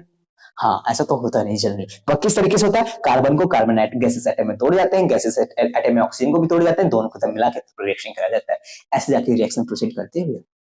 हाँ ठीक है, तो हम टॉपिक किस में थे, मैंने कहा जब ये रिएक्शंस होती है ना, अब समझ आया। हाँ तो अब रिएक्शन समझ आया कैसे पानी बनेगा। और पता है जब इतने सारे प्रोसेस होते हैं ना, इतनी एनर्जी देनी पड़ती है ना, तो बनने के बाद तो हीट रिलीज होती है। अब वो हीट भैया, अब एक क्वेश्चन है, वो हीट रिलीज क्यों होती है भैया, अभी मेरा डाउट क्लियर नहीं हुआ। मैंने कहा समझाता हूँ बाबू, तुम्हारे लिए तो आया हूँ सब कुछ, आज सब कुछ अच्छे से हुआ डिटेल में। मैंने कहा चलो, मैंने कहा कि सुनो, ये जो H2 है ना, हाँ ये जो H2 है, हाँ ये जो H2 है, हाइड्रोजन ऐसे बनाएंगे, हाँ जुड़े होंगे, हाँ इनकी जो बॉन्डिंग होती है ना, और जो ऑक्सीजन है भैया, हाँ ऐसे जुड़े होते हैं ना, ऑक्सीजन ऑक्सीजन, हाँ हाँ भी ऐसे जुड़े। लेकिन ये जो ऑक्सीजन है, जो हाइड्रोजन है ना, इनकी बॉन्डिंग स्ट्रॉन्ग तो है, स्ट्रॉन्ग तो है, पर उतनी स्ट्रॉन्ग नहीं है। मतलब क्या भैया, मैंने कहा ये लोग ना बहुत एक साथ साथ में घूमे हैं भैया, भाई भाई है, भाई भाई में उतनी कहाँ मिलती है जितनी दूसरे यार में मिलती है, दूसरे दोस्तों में मिलती है, उतनी भाई भाई में कहाँ मिलती है। ये भाई भाई कह रहे हैं कि यार ठीक है, अगर अलग जिताएंगे तो दुख नहीं होगा इन्हें, पर इनका इसका दोस्त ये है, इसका दोस्त ये है, पर ये दोस्ती से ज्यादा ये अट्रैक्शन रखते हैं। हाँ तो मैं समझाने का एक तरीका है मेरा, तो बता रहा हूँ कि इतना इनका इतना स्ट्रॉन्ग बॉन्ड नहीं होता, इतना खुद का स्ट्रॉन्ग बॉन्ड नहीं होता, खुद के घर में उतना स्ट्रॉन्ग बॉन्डिंग नहीं होती खुद के भाई से जितना बाहर के यारों से होती है उनकी। हाँ भी, तो इन्होंने क्या किया कि कहा हे भाई उधर देख ऑक्सीजन है, मेरा दोस्त भी खड़ा है, ये भी कह रहा है मेरा दोस्त इधर खड़ा है, ये बोल रहा है मेरा दोस्त इधर है, ये बोल रहा है मेरा दोस्त इधर है। तो इन लोगों ने कुछ तोड़ा, कहा कि चलो कुछ एनर्जी को यूज करते हैं, एनर्जी का लेन देन करते हैं, अपने बॉन्ड को ब्रेक करते हैं। अब ये कुछ एनर्जी हमें देनी पड़ेगी, कुछ थोड़ी सी एनर्जी देनी पड़ती है भैया। वो जो एनर्जी देनी पड़ती है उसे कहते हैं एक्टिवेशन एनर्जी, उसे कहते हैं क्या, एक्टिवेशन। ये पूछ सकता है आपके बोर्ड में, ठीक है, एक्टिवेशन एनर्जी। कैसे पूछेगा भैया, ये तो आसान है भैया, मैंने कहा टफ करके थोड़ा सा दिमाग को घुमा के पूछेगा, थोड़ा सा दिमाग को घुमा के पूछेगा। कैसे, मैं बताता हूँ, अभी मैं थोड़ा सा कॉन्सेप्ट और पढ़ाऊँ तब पूछूंगा, तब बताना आप, ठीक है ना। ये ओके भैया, मैंने कहा जो एनर्जी देनी पड़ेगी भैया ये होगा, ठीक है भैया। मैंने कहा जब ये दोनों तोड़ेंगे भैया, ये कहेगा आओ ऑक्सीजन हम मिल जाते हैं, आओ ऑक्सीजन हम मिल जाते हैं, तो ये दोनों मिलके H2O बना लेते हैं, ये दोनों मिलके H2 बना लेते हैं, पानी बना लेते हैं भैया। अब इनका अरेंजमेंट अभी ध्यान मत दो, बस इनके अरेंजमेंट से भी ये पानी बना लेते हैं भैया, ठीक है भैया पानी बना लेते हैं। अब देखो, अब इनको बैलेंस करोगे, दो है तो इधर 2 लगा दोगे, हाँ भैया अब 4 हो गए, अब 2 हो गए, ठीक है ना। अब ये 2 हो गए भैया, अब जाके देखोगे तो 2 ऑटो मॉलिक्यूल, अब जाके ये बैलेंस होंगे। अब इनका अरेंजमेंट सही दिखा होगा, आई थिंक क्लियर हुआ होगा। अगर नहीं क्लियर हुआ तो इसका ध्यान देने की बात नहीं, ठीक है, छोड़ो। अभी मैं समझाने लगूंगा, ज्यादा ये लंबा चला जाएगा, क्योंकि ये आउट ऑफ सिलेबस समझ लो, ठीक है ना। हाँ मैंने कहा ये पानी बना लिए, हाँ ये पानी बना लिए। अब इनकी यारी दोस्ती ना हाइड्रोजन की, अब ऐसे समझो, अब हाइड्रोजन की यारी ऑक्सीजन के साथ बहुत अच्छी है, बहुत ज्यादा स्ट्रॉन्ग है। पहले ये इनकी एनर्जी की फिल्म यही थी, भाई साहब बहुत ज्यादा मैं से लड़ाई करते थे, उथल पुथल करते थे, ऐसे करते भाई मार दूंगा, तुम मार दूंगा, चप्पस मारूंगा, लोहस मारूंगा, डंडा लाई मारूंगा, ऐसे करके मारूंगा, ऐसे बोलते रहते थे। हाँ तो हाइड्रोजन हाइड्रोजन बोलते थे, ऑक्सीजन ऑक्सीजन बोलते थे। हाँ बहुत उथल पुथल थे इनके अंदर की ना, इंटरनल एनर्जी बहुत कूद रहे थे, बहुत ज्यादा एनर्जी बहुत ज्यादा हाई थी। तो काम किया गया, हम इनको तोड़ दिए, तोड़ के इनके दूसरे साथ मिला दिए, इनको हाइड्रोजन को ऑक्सीजन के साथ मिला दिए। अब देखो इनकी जो बॉन्ड थी इतनी स्ट्रांग नहीं थी, पर जब हाइड्रोजन और ऑक्सीजन की बॉन्ड बनेगी ना बहुत ज्यादा स्ट्रांग होती है, बहुत ज्यादा स्ट्रांग होती है। और जब बॉन्ड ज्यादा स्ट्रांग, पहले जब बॉन्ड ब्रेक होती है और बॉन्ड स्ट्रांग नहीं होती है, और जो नई बॉन्ड बनती है, जो बॉन्ड ब्रेकिंग होती है, हाँ जो नई बॉन्ड फॉर्मेशन बॉन्ड होती है उसमें एनर्जी बहुत ज्यादा रिलीज होती है as compare to energy bond टूटने पे रिलीज होती है। हाँ, पर यहाँ पे जब बॉन्ड टूटेगी एनर्जी रिलीज होगी, हाँ, पर वो एनर्जी बहुत छोटी होगी। जब बॉन्ड यहाँ पे जोड़ेगी, जब जो एनर्जी यहाँ पे निकलेगी वो एनर्जी बहुत ज्यादा रहती है। तो वो एनर्जी बहुत ज्यादा रहती है, वो एनर्जी हीट के फॉर्म में निकल जाती है बाहर, वो एनर्जी अंदर ही स्टोर नहीं रहती। यहाँ पे क्या था, एनर्जी बहुत ज्यादा स्टोर था अंदर ही, अंदर ही भैया दोनों एक दूसरे को देखे जल रहे थे। पर यहाँ पे क्या होगा, अब जाके शांति मिलेगा, मिल गया ऑक्सीजन से मिल गया, अब एनर्जी आके रिलीज हो जाती है। आई थिंक क्लियर हो गया। हाँ, तो एनर्जी रिलीज, जब एनर्जी रिलीज होती है उसी को बोल देते हैं एक्सोथर्मिक रिएक्शन है। ये एक्सोथर्मिक टाइप का है भैया। आई थिंक क्लियर हो रहा है। बस मैं ये थ्योरी को इतना डिटेल में इन डेप्थ इसलिए बता रहा हूं कि आपका फाउंडेशन भी तैयार रहे और आपके अंदर जब ज्यादा सोचने की क्षमता भी आए, आपके अंदर जो हाई थिंकिंग पावर आएगी ना, तो क्वेश्चन बनेंगे, किसी भी लेवल से क्वेश्चन बनेंगे, कॉम्पिटेंसी लेवल के, हाई लेवल के ना, आप कवर कर लोगे। और ये इतना ही नहीं है, बहुत कुछ है। अगर आप chemical reaction and equation chapter पढ़ चुके होंगे तो मेरा क्वेश्चन ये है कि जो सिल्वर क्लोराइड होता है उसे धूप में रखो, तो हमारा जो सिल्वर क्लोराइड होता है डिकम्पोजिशन रिएक्शन में, उसे हम धूप में रखते हैं तो वो क्लोरीन और सिल्वर में टूट जाता है। मैंने कहा हाँ। मैंने कहा अगर मैं उसको धूप में ना रखूं, भैया धूप में तो एनर्जी मिलती है, हाँ मेरी बात सुन, मैं उसको धूप में ना रखूं, अगर मैं उसको धूप की बजाय में हीट पे रख दूं, आग जला दूं, उस पे रख दो, तो क्या वो ब्रेकडाउन होगा? हाँ भाई ब्रेकडाउन होगा। नहीं होगा, नहीं होगा। मैंने कहा अच्छा ठीक है भैया, पता चल गया नहीं होगा। तो मैंने कहा पता चल गया ना? मैंने कहा रीजन बता दो। नहीं बता पाऊंगी भाई, यूट्यूब पे सर्च कर लो। मैंने कहा यूट्यूब पे वीडियो नहीं, कोई भी वीडियो नहीं यूट्यूब पे। तो आप इसका घमंड? मैंने कहा घमंड नहीं बाबू, बस हम्बल तरीके से बता रहा हूँ, क्योंकि वो लोग वही व्यूज के लिए ऐसे बनाते रहते हैं, वन शॉट ऐसे ऐसे शॉट। छोड़ो। मैंने कहा ये सब क्या है? मैंने कहा ये इन डेप्थ है, पढ़ना किसी बच्चे को स्टार्टिंग चाहिए ना, इन डेप्थ पढ़ना चाहिए। अगर आपको कोई छोटा बच्चा है, मैं क्लास 9 का भी सिलेबस, क्लास 10 का भी सिलेबस, क्लास 9 का मोल कॉन्सेप्ट पढ़ाऊंगा ना, उसमें बहुत अच्छे लेवल का क्वेश्चन बनाऊंगा, क्योंकि क्लास 9 का मोल कॉन्सेप्ट और कॉम्बिनेशन रिएक्शन का क्वेश्चन बहुत धांसू तरीके से बना सकता हूँ, बहुत धांसू तरीके से कॉम्पिटेंसी लेवल का बना सकता हूँ। और जो वो जे के और नीट लेवल का ना क्वेश्चन है, और बहुत इजी तरीके से बन जाएगा। आप लोग क्वेश्चन, बहुत सारे क्वेश्चन सॉल्व कर लोगे इसके, सिर्फ इन्हीं सिलेबस से, ठीक है। तो मैंने कहा ये समझे? हाँ भाई ये समझ में आया एक्सोथर्मिक। मैंने कहा ठीक है यार, काफी अच्छा। तो क्या हो गया, आपने ये कहा कि स्टॉक मार्केट में भैया एनर्जी रिलीज होती है भैया, और वो एनर्जी रिलीज होती है, इसी तरीके से इसे एंडोथर्मिक बोल देते हैं। मैंने कहा काफी अच्छा यार, तुम तो बहुत ज्यादा अच्छे हो भैया। अच्छे तो हम है ही भैया, अच्छे तो हम है ही। अच्छा से रिकॉर्ड हो रहा है? हाँ। मैंने कहा अच्छे तो हो ही, ठीक है।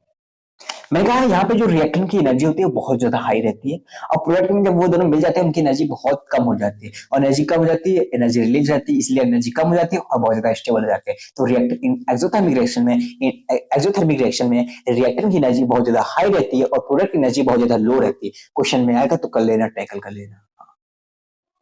क्यों होती है ये भी बता लेना, क्यों होती है भैया। और एसएसआर में ये आ जाएगा, और रीजन में क्या आ जाएगा कि बॉन्ड, उसमें क्या आ जाएगा, रीजन में क्या आएगा कि एसएसआर में यही आ जाएगा कि रिएक्टेंट की एनर्जी बहुत ज्यादा होती है एज कंपेयर टू प्रोडक्ट की एनर्जी में। हाँ ये बात सही है। और रीजन क्या, रीजन में ये दिया रहेगा कि, रीजन में ये दिया रहेगा कि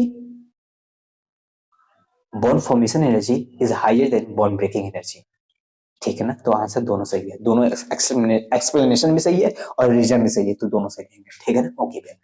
मैंने कहा ये एक्सोथर्मिक है, इसका डेल्टा एच जो होता है वो नेगेटिव होता है। ये कौन से क्या हो गए भैया? मैंने कहा डेल्टा एच इंथैल्पी कहते हैं भैया इसे। इंथैल्पी क्या होती है भैया, समझो मेरी बात को। मैंने कहा इंथैल्पी कोई बड़ी चीज नहीं है, हमने उसको एक बड़े साइंस लेवल पे मैंने उसको एनर्जी को इंथैल्पी बोल दिया, एनर्जी को इंथैल्पी बोल दिया। हाँ मतलब ये इंथैल्पी भी एनर्जी है। मैंने कहा हाँ, अब भी समझ नहीं है। मैंने कहा इंथैल्पी को डिनोट करने का तरीका है डेल्टा एच। भैया अब भी समझ नहीं है। मैंने कहा बाबू मैं हूं किस लिए, मेरी बात सुनो। एक बीकर है भैया, एक बीकर है, हाँ भैया एक बीकर है, मैंने कहा इस बीकर को मैंने क्लोज कर दिया, हाँ भैया इसके अंदर कुछ रिएक्शन हो रही है, हाँ कुछ रिएक्शन हो रही है, अभी मैंने आग नहीं लगाया, अभी मैंने आग नहीं लगाया, ठीक है, रिएक्शन हो रही है भैया, इसको मैंने ऊपर से क्लोज कर दिया भैया, अब हो रही है रिएक्शन हो रही है, इसके अंदर कुछ है प्रेजेंट है, कुछ रिएक्टेंट है भैया, अब रिएक्शन करा रहा हूं मैं, हाँ अब वैसे रिएक्शन हो रही थी, मैंने कहा हाँ ठीक है रिएक्शन हो रही थी, अब इसके एनर्जी मैंने दिया नहीं भैया, आपने बाहर से एनर्जी नहीं दिया, पर पता है अंदर की कुछ एनर्जी, इसके पास खुद की एनर्जी कुछ रहती है, हाँ भैया उसे बोलते हैं ये इंटरनल एनर्जी, मैंने कहा काफी अच्छा, उसे बोलते हैं इंटरनल एनर्जी, ठीक है भैया, मैंने कहा इसी एनर्जी को हाई लेवल पे, क्लास लेवल पे, या थर्मोडायनेमिक्स लेवल पे, जे लेवल पे या नेट लेवल पे इसे एंथैल्पी बोल देते, तो अभी के लिए इतना समझो, ठीक है भैया, एनर्जी यहाँ पे इक्वल टू किसके है, एंथैल्पी के, और एंथैल्पी को डिनोट किया जाता है डेल्टा एच से, ठीक है, यहाँ डेल्टा एच को निगेटिव बोला गया है, निगेटिव क्यों बोला भैया, डेल्टा एच एनर्जी कम होगी भैया, एनर्जी कम हो रही भी, यहाँ पे एनर्जी का मतलब डेल्टा एच भैया जीरो, मींस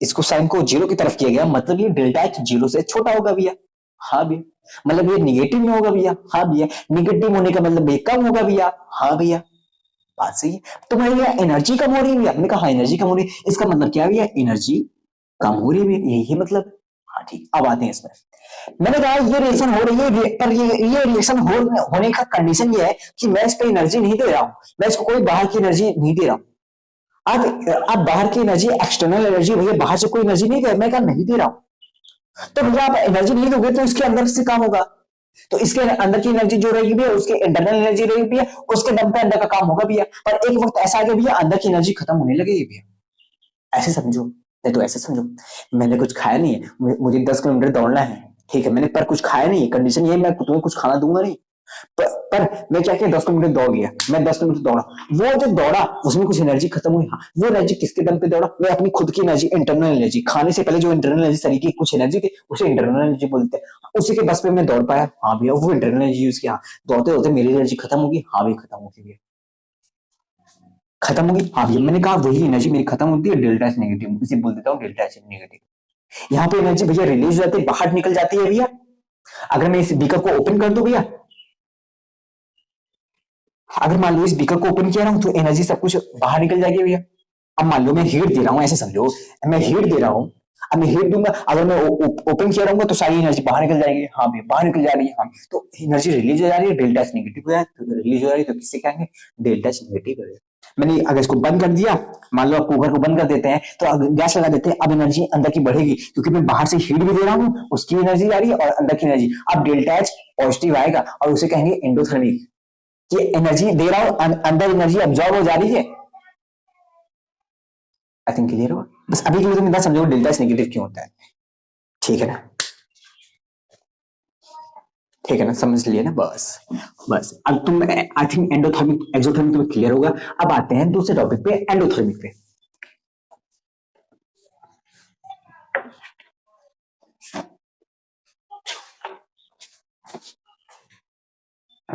क्या हुआ यार, 42 मिनट हो गए, ज्यादा टाइम लग गया ना, अब देखो यार मेरी जो वीडियोस रहती है ना, हाँ तो वो अगर मैं इस तरीके से पढ़ाऊंगा इन डेप्थ थ्योरी को डिटेल में सब कुछ बहुत ज्यादा पढ़ाऊंगा तो कहीं ना कहीं टाइम ज्यादा लग जाएगा ना, हाँ तो मीन्स कम्पिटेटिव इसलिए अगर मैं इसे अगर मैं इस तरीके से पढ़ा रहा हूँ तो कम से कम मैं 2 घंटे 3 घंटे 4 घंटे 4 घंटे 3 घंटे 3 घंटे से 4 घंटे के बीच में मैक्सिमम टाइम मेरा रहेगा, तो मैं डिटेल में इन डेप्थ कवर करूंगा जिससे कोई लेवल का, बोर्ड लेवल का कोई भी लेवल हो, हाई लेवल हो, कोई भी छूट नहीं पाएगा। आपने अभी तक मेरे कॉम्बिनेशन रिएक्शन का अभी आधा देखा है, जब मैं डिस्प्लेसमेंट रिएक्शन, डिकम्पोजिशन रिएक्शन पे आऊंगा, एक्सोथर्मिक जो मैं जब मैं ऑक्सीडेशन रिडक्शन रिएक्शन पे आऊंगा, इन सब में जब मेरा देखोगे कंटेंट तो बिलीव नहीं करोगे कि ऐसा इस चैप्टर को इस डायमेंशन से पढ़ा जा सकता है,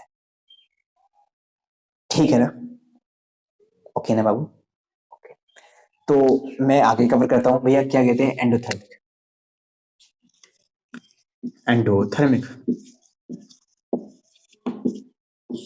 एंडोथर्मिक क्या मतलब भैया, एंडोथर्मिक मतलब ये होता है भैया हीट एब्जॉर्ब होती है, एनर्जी एब्जॉर्ब होती है, ऐसे बोला ना भैया, एनर्जी एब्जॉर्ब होती है, अब ये एनर्जी एब्जॉर्ब क्यों होती है, मैंने कहा बाबू N2 है प्लस O2 है, हाँ भैया N2 प्लस O2 है, मैंने रिएक्शन कराया, बना NO, बना NO, बना NO,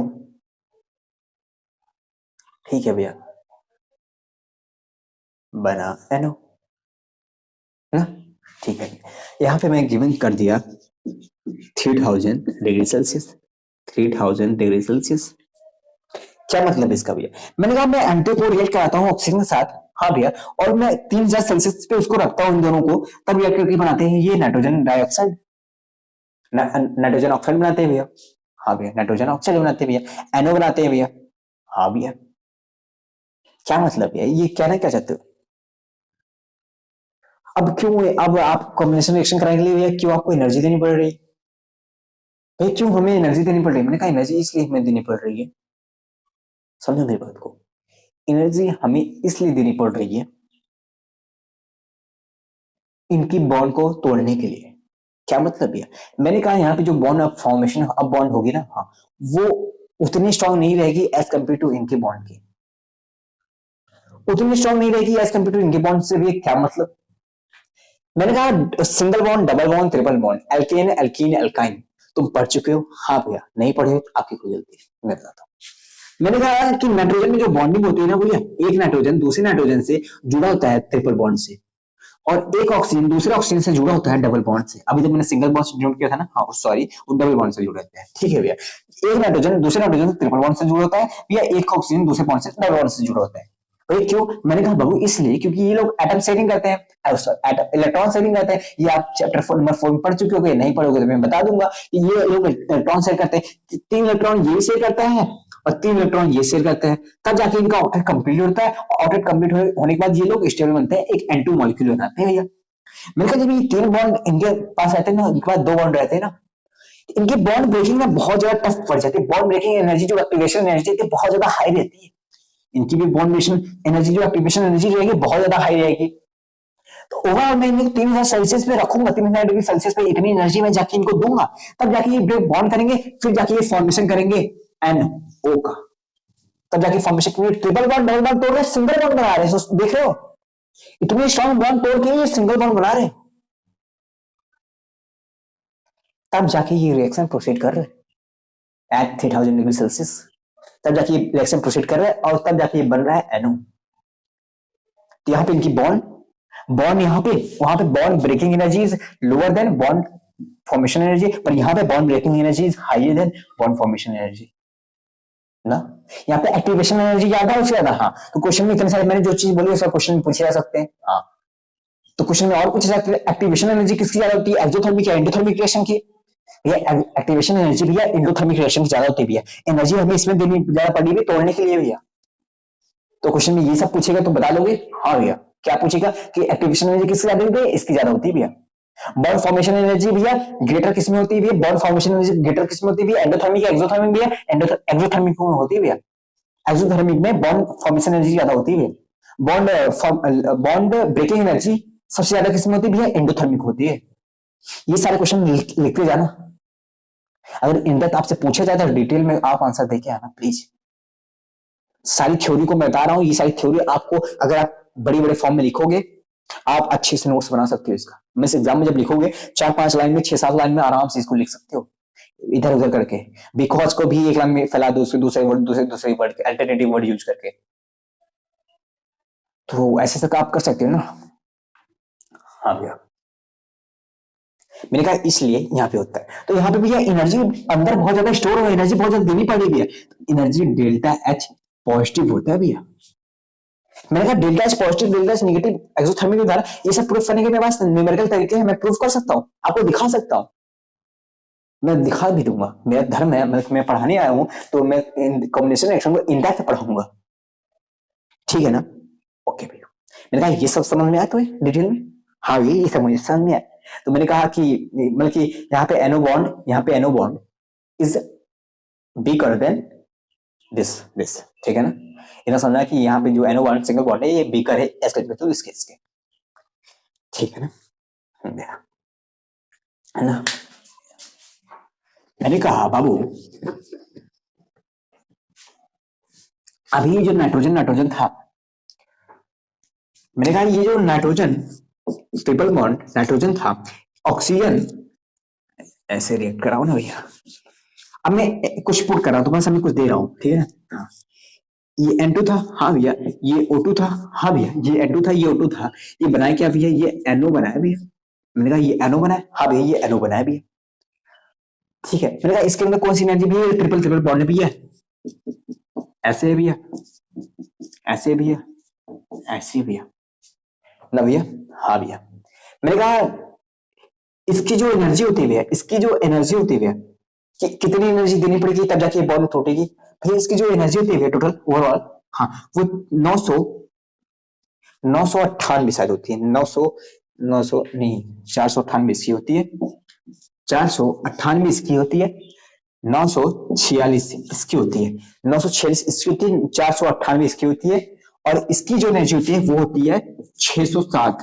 अभी 607 होती है। अब इसका यूनिट क्या होती है, मैंने कहा किलो जूल होती है, किलो जूल पर मोल होती है। अब ये सब ध्यान देने की जरूरत नहीं, किलो जूल पर मोल क्या है मैं बता रहा हूँ, रुको ध्यान से सुनो, मैं सब कुछ क्लियर कर रहा हूँ,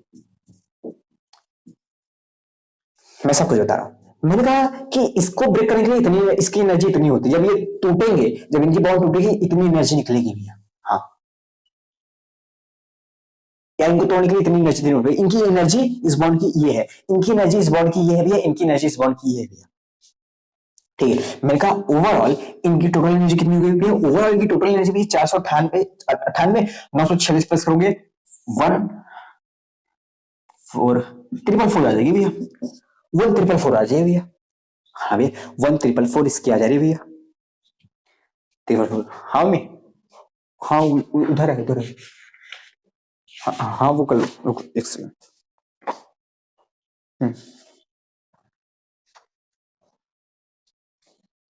हाँ मेरे 444 आ जा रही भैया, मैंने कहा इसकी कितनी आ रही है, अब देखो भैया इसके 607 है, मैंने कहा इधर 2 नाइट्रोजन है, इधर 2 ऑक्सीजन, इसको बैलेंस करो भैया, यहाँ पे 2 लगा देंगे ना, अब सब बैलेंस हो जाएगा। मैंने कहा 607 एक एटम के लिए होता है, NO के लिए होता है, पर यहाँ पे 2 है, इसे मल्टीप्लाई करेंगे 2 से, हावी से 2 से मल्टीप्लाई करेंगे क्या आ जाएगा, 1214 आ जाएगा भैया, 1214 आ जाएगा भैया ना, 1214 किलो जूल आ जाएगा। ठीक है, मैंने कहा कि अब तुम्हें बताओ चेंज इन एनर्जी कितनी है, या चेंज इन इंथैल्पी कितनी है। ये चेंज इन एनर्जी या चेंज इन इंथैल्पी भैया डेल्टा एच से आप डिनोट करते थे, हाँ भैया पहले एनर्जी भैया 1414 1444 थी भैया, अब एनर्जी इतनी हो गई भैया प्रोडक्ट में 1214 भैया, 230 बची, अब 230 एनर्जी किलो जूल एनर्जी बची, किलो जूल पर मोल इतनी एनर्जी बची भैया, और ये पॉजिटिव में आ रहा है भैया। मैंने कहा हाँ ये 230 किलो जूल पॉजिटिव एनर्जी आ रही है, अब इसका मतलब क्या है समझो मेरी बात, ये क्या है डेल्टा एच है, हाँ भैया, तो डेल्टा एच पॉजिटिव टू 30 आ रहा है भैया, डेल्टा एच भैया पॉजिटिव आ रहा है, डेल्टा एच पॉजिटिव आ रहा है भैया, हाँ भैया पॉजिटिव मतलब भैया ये जो रिएक्शन हो रही है भैया वो एंडोथर्मिक हो रही है भैया। अगर आपको अगर एग्जाम में टफ आएगा, कंप्टेंसी लेवल पे आएगा, तो इस लेवल पे आ सकता है, एनर्जी आपको गिवन कर देगा इतना 946, इतना गिवन है, इतना गिवन है, हाँ तो आपको नेट चेंज इन एनर्जी पूछ सकता है, या पूछेगा कि इतना सब कुछ गिवन करने के बाद आपसे डायरेक्ट ये पूछ सकता है बता दो मुझे एंडोथर्मिक या एक्सोथर्मिक है। भैया हमें पता है भैया एंडोथर्मिक रिएक्शन के लिए ये डेल्टा एच पॉजिटिव आना चाहिए, भैया यहाँ पे डेल्टा एच पॉजिटिव आया भैया तो 230 है भैया, तो पॉजिटिव का क्या और मतलब निकल सकता है, पॉजिटिव का मतलब ये है भैया कि ये एनर्जी एब्जॉर्ब कर रही है, एनर्जी रिलीज करती है तो निगेटिव में आता, एनर्जी एनर्जी निगेटिव में आता, एनर्जी ऑब्जर्व कर मतलब पॉजिटिव में आ रहा है, और पॉजिटिव में आने का क्या मतलब ये एंडोथर्मिक रिएक्शन है भैया, ये रिएक्शन एंडोथर्मिक है, प्रूफ कर दिया तुम्हें। अगर अच्छे लेवल पे आएगा क्वेश्चन तो हैंडल कर लोगे, तो कर लोगे ना बाबू, हाँ आई थिंक क्लियर हो तुम्हें, आई थिंक क्लियर हो तुम्हें ना। अब मेरी बात सुनो,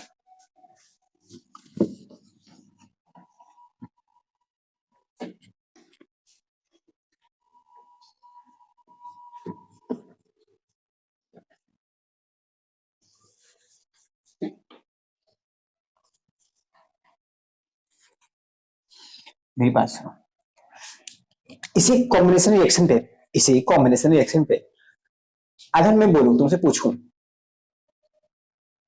अगर मैं तुमसे पूछूं एक और क्वेश्चन, एक अच्छे लेवल का क्वेश्चन, ठीक है ना, अगर पूछा जाएगा तो अच्छे लेवल कॉम्पिटेंसी लेवल पे आएगा। मेरा तुम तो यार नॉर्मल क्वेश्चन तो करते होगे, सॉल्व करते होगे, मैं जो करा रहा हूँ अच्छे अच्छे लेवल का करा रहा हूँ। हाँ मैंने कॉम्बिनेशन रिएक्शन हो रहा है, हाँ उसने बोला है, उसने बोला है हाइड्रोजन, उसने स्टेटमेंट में गिवन है, उसने कहा कि 2-4 ग्राम ले लो। उसने कहा कि 4 ग्राम हाइड्रोजन को मैं रिएक्ट करा रहा हूं, हाइड्रोजन को रिएक्ट करा रहा हूं ऑक्सीजन के साथ भी है। ऑक्सीजन कितने ग्राम ले लो? ऑक्सीजन में 16 ग्राम ले लो, 32 ग्राम ले लो, 32 ग्राम। 4 ग्राम ऑक्सीजन को 32 ग्राम ऑक्सीजन के साथ रिएक्ट करा रहा हूं। 4 ग्राम हाइड्रोजन को मैं रिएक्ट करा रहा हूं इसके साथ 32 ग्राम ऑक्सीजन के साथ। और बोलो क्वेश्चन में मुझे आइडेंटिफाई करो, सब कुछ डिटेल में बताओ प्रोडक्ट के बारे में, प्रोडक्ट के बारे में आइडेंटिफाई करो और बताओ कितने ग्राम बन रहा है प्रोडक्ट, और प्रोडक्ट का नाम क्या है, प्रोडक्ट का नाम के साथ साथ मुझे कितने ग्राम बन रहा है उसका वेट बताओ, और वेट के साथ मुझे ये बता दो क्लास 10 में तुमने मोल कॉन्सेप्ट पढ़ ही रखा है, उसी मोल कॉन्सेप्ट जितना भी पढ़ रखा है उसके हिसाब से बता दो कितने मोल बन रहे हैं भी। ये क्या ये सब तुम्हें इसका एनालिसिस कर पाओगे? मैंने कहा भैया कंपल्सरी क्वेश्चन ऐसे बनते हैं, मैंने कहा हाँ जितने भी बनते हैं ऐसे बनते हैं, ऐसे बनते हैं। टीचर आके लास्ट में कह जाएगा कि जो पढ़ा है वही है। भैया आप जो सिलेबस पढ़ाते हो ना, हाँ, तो वो क्लास 10 का सिलेबस इतना बड़ा नहीं है, तो सब कुछ सिलेबस में अगर आप अच्छे से पढ़ाते हो तो जनरल सी बात है कि वही होगा, ठीक है ना, वही होगा, वही पढ़ा देता है। बस बच्चे फेम के पीछे चले जाते हैं। मैंने कहा दो टीचर है यूट्यूब पे, एक पुराने हैं, एक बहुत ज्यादा फेम वाले, बहुत बड़ी हैं, उनकी इंडस्ट्री है सब कुछ। मैंने कहा उन्होंने जब पढ़ाने आए वही चैप्टर वही सेम, दोनों एक ही प्लेटफॉर्म पे है, वो जब वो पढ़ाने आए, मैं रिस्पेक्ट साथ बोल रहा हूँ, प्लीज हर्ट मत करना, बस मेरी बात समझो, मेरी बात को। जब वो पढ़ाने आए उसको उन्होंने नाम रखा गनशॉट, और जो दूसरे टीचर हैं उन्होंने भी वही चैप्टर पढ़ाया है, उस गनशॉट उतना टाइम लिया, 1 घंटे 39 मिनट के आसपास टाइम लिया। जब मैं ये एनालिसिस कर रहा था देखा कि दोनों की पीपीटी सेम है, दोनों की पीपीटी सेम है, दोनों सेम चीज पढ़ाया, दोनों आके बोल के चले गए। एग्जाम हुआ, एक ने बोला कि जो पढ़ाया मेरे पास है, तो भैया कुछ बच्चे बोलते कि जेरोक्स आया भैया, जेरोक्स आया भैया, जो पढ़ाया आपने जेरोक्स पूरा है सर आपका। हाँ, उन्होंने कुछ बोला ही नहीं क्योंकि उन्होंने भी सेम करने दिया, उन पर उन्होंने कुछ नहीं बोला कि मैंने जो पढ़ाया, इनफैक्ट वो बहुत सारे सालों से पढ़ा रहे हो क्लास 9 में। तो ये डिपेंड करता है बच्चे कहाँ कहाँ पे भाग रहे हैं, तो वो तुम अपने दिमाग से भागा करो, ठीक है ना, तो ऐसे वैसे कहीं फैला मत करो। तो किसी को हट करने का मेरा तरीका नहीं है, तो प्लीज सॉरी मुझे अगर गलत लगा हो आपको, ठीक है। तो क्वेश्चन पे आते हैं कि बोला गया 4 ग्राम हाइड्रोजन गैस है, वो रिएक्ट करता है 32 ग्राम ऑक्सीजन के साथ, तो बनता कुछ है। अब ये बनता जो है वो क्या है, कितने ग्राम है, कितने मोल है, मुझे ये बता दो, ठीक है भैया। मैंने कहा 4 ग्राम हाइड्रोजन गैस हमें पता भी है, हाइड्रोजन रिएक्ट करता है ऑक्सीजन के साथ, बनता क्या है भैया, 5H2O बनता है भैया, ये रिएक्शन पढ़ चुके हैं भैया, ये कॉम्बिनेशन रिएक्शन है भैया, ठीक है भैया, कॉम्बिनेशन रिएक्शन, ठीक है भैया। भैया बोला है 4 ग्राम है, मैंने कहा ये 4 ग्राम है, हाँ भैया 4 ग्राम है, ये 32 ग्राम है। मैंने कहा ये कितने ग्राम होगा भैया, मेरा मन साथ हो गया भैया, बता नहीं पाएंगे। मैंने कहा ये कितने मोल मोल बता सकते हो? अच्छा मोल पूछा है, मैंने कहा हाँ मोल बता सकते हो भैया, मोल के लिए कैसे करेंगे? मैंने कहा बाबू जितना वेट होता है उसे मोलर मास डिवाइड कर देते हैं, उसी को कहते हैं मोल, वेट अपॉन मोलर मास। हाँ भैया तो 4 ग्राम है भैया, हाँ भैया 4 ग्राम है, तो 4 ग्राम मोलर मास से हाइड्रोजन डिवाइड करते भैया, मोलर मास हाइड्रोजन का भैया 1 होता है, पर 2 हाइड्रोजन है भैया 2 हो जाएंगे भैया, कितने मोल हो गए भैया, 2 मोल हो गया भैया, 2 मोल हो गया भैया। मैंने कहा इसके कितने मोल हुए भैया, भैया 32 ग्राम है भैया, 32 ग्राम है भैया, भैया मोलर मास ऑक्सीजन में 16 होता है, 2 ऑक्सीजन है भैया, 32 हो जाएगा भैया, है ना, हाँ 32 हो जाएगा भैया, भैया टोटल भैया कट जाएंगे भैया तो 1 मोल आ जाएगा भैया। हाँ भैया, भैया यहाँ पे मैंने कहा इसके कितने मोल है भैया, समझ नहीं आ रहा कैसे करेंगे भैया, अब यहाँ पे कितने मोल बनेंगे ये मैं समझ आया, कितना वेट होगा ये नहीं समझ आ रहा भैया। मैंने कहा सिंपल सी बात, मेरी बात को ध्यान से सुनो, तुम निकाल लोगे, कोई भी रिएक्शन हो अगर तुमसे ऐसे क्वेश्चन पूछा जाए तुम चुटकियों में कर लो, चुटकियों में, कौन सी बात है। तुम एक चीज एनालाइज करना, तुम एक चीज को पकड़ना, चाहे इसको पकड़ो चाहे इसको पकड़ो, भैया चलो हम इसको पकड़ लेते हैं बाद में इसको पकड़ लेंगे। मैंने कहा ठीक है, मैंने कहा ठीक है, मैंने कहा इसको बैलेंस कर लो, अब तुम इसको बैलेंस कर लो, हाइड्रोजन 2 हाइड्रोजन है, हाँ भैया 2 हाइड्रोजन है, ऑक्सीजन 2 है भैया, अभी नहीं है भैया, अब जाके 4 हाइड्रोजन हो गए, अब जाके बैलेंस करो, ठीक है भैया। मैंने कहा किसी को चीज को पकड़ लो, अब तुम इसको पकड़ो फिर अब सॉल्व करो, इसको पकड़ के सॉल्व करो, फिर मैं इसको पकड़ के सॉल्व कराता हूं, ठीक है। मैंने कहा कि 2 मोल हाइड्रोजन थे यहाँ पे, ऐसे समझो, ऐसे पढ़ना, तुम्हें बोलना कैसे है। मेरे पास 2 मोल हाइड्रोजन थे, बन कितने रहे 2 मोल, 2 मोल हाइड्रोजन से बन कितने रहे 2 मोल H2O, 2 मोल H2O बने, 2 मोल हाइड्रोजन से 2 मोल H2O बन रहा है, ये हमें इक्वेशन से दिख रहा है, पहली लाइन हमें इक्वेशन से पढ़ना है, 2 मोल H2O से 2 मोल हाइड्रोजन से H2 से भी 2 मोल H2O बन रहा है, हाँ तो 1 मोल H2 से कितने मोल H2 बनने चाहिए भैया? 1 मोल से भैया 2 मोल से 2 बना है भैया, 1 मोल से भैया 1 बनेंगे भैया, 1 मोल H2 से भैया 1 मोल H2 बनेंगे भैया। मैंने कहा बात तो सही है। मैंने कहा तुमसे जब तुम्हें इतना पता चल गया, क्वेश्चन में पूछा कितने मोल का है भैया? क्वेश्चन में 4 ग्राम का पूछा गया, 4 ग्राम में भी 2 मोल आता है भैया, 2 मोल का पूछा गया। मैंने कहा 1 मोल में 1 मोल बनते हैं भैया, तो 2 मोल में कितने बनेंगे? 2 मोल H2 बनेंगे भैया। तो ये कितने मोल बनेंगे भैया? ये 2 मोल बनेंगे भैया। पहला तरीका था। आई थिंक क्लियर हुआ? नहीं समझा भैया? मैंने कहा फिर से बाबू, अब ऑक्सीजन को पकड़ करते, कोई भी पकड़ करो आंसर वही आएगा भैया। मैंने कहा क्या भैया? भैया मैंने कहा क्या बताओ ना भैया। यहाँ पे एक पहले कुछ इक्वेशन लाइन पकड़ो भैया। 1 मोल ऑक्सीजन से 2 मोल H2 बनते हैं। 1 मोल ऑक्सीजन से भैया 2 मोल H2 बन रहे हैं भैया। हाँ बात तो सही है। 1 मोल से 2 मोल, हाँ बात तो सही है, 1 मोल से 2 मोल बन रहा है। हाँ मैंने कहा क्वेश्चन में पूछा कितना गया है भैया? क्वेश्चन में क्या पूछा गया है भैया? क्वेश्चन में पूछा गया है कि 1 मोल हाइड्रोजन, 1 मोल, देखो ऐसे समझो, मैं तुम्हें कंफ्यूज कर रहा हूं भैया। क्वेश्चन अभी हमने लाइन लिखी 1 मोल ऑक्सीजन से भैया 1 मोल H2 बनना है। हाँ मैंने कहा क्वेश्चन में क्या पूछा है भैया? क्वेश्चन में ये पूछा गया है कि 32 ग्राम ऑक्सीजन से 32 ग्राम ऑक्सीजन जब रिएक्ट करेगा हाइड्रोजन के साथ 32 ग्राम, तब कितने बनेंगे? मैंने कहा 32 ग्राम में कितने मोल होते हैं भैया? 32 ग्राम में भैया 32 ग्राम में 2 मोल होते हैं ना।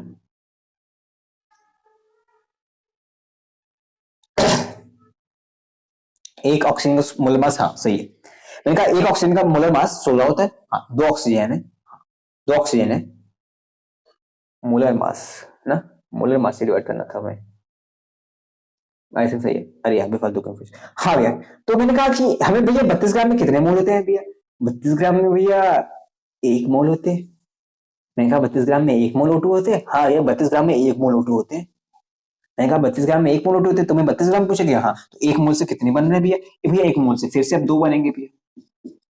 आई थिंक क्लियर हो? अब भैया आंसर 2 ही मोल आया, ठीक है ना।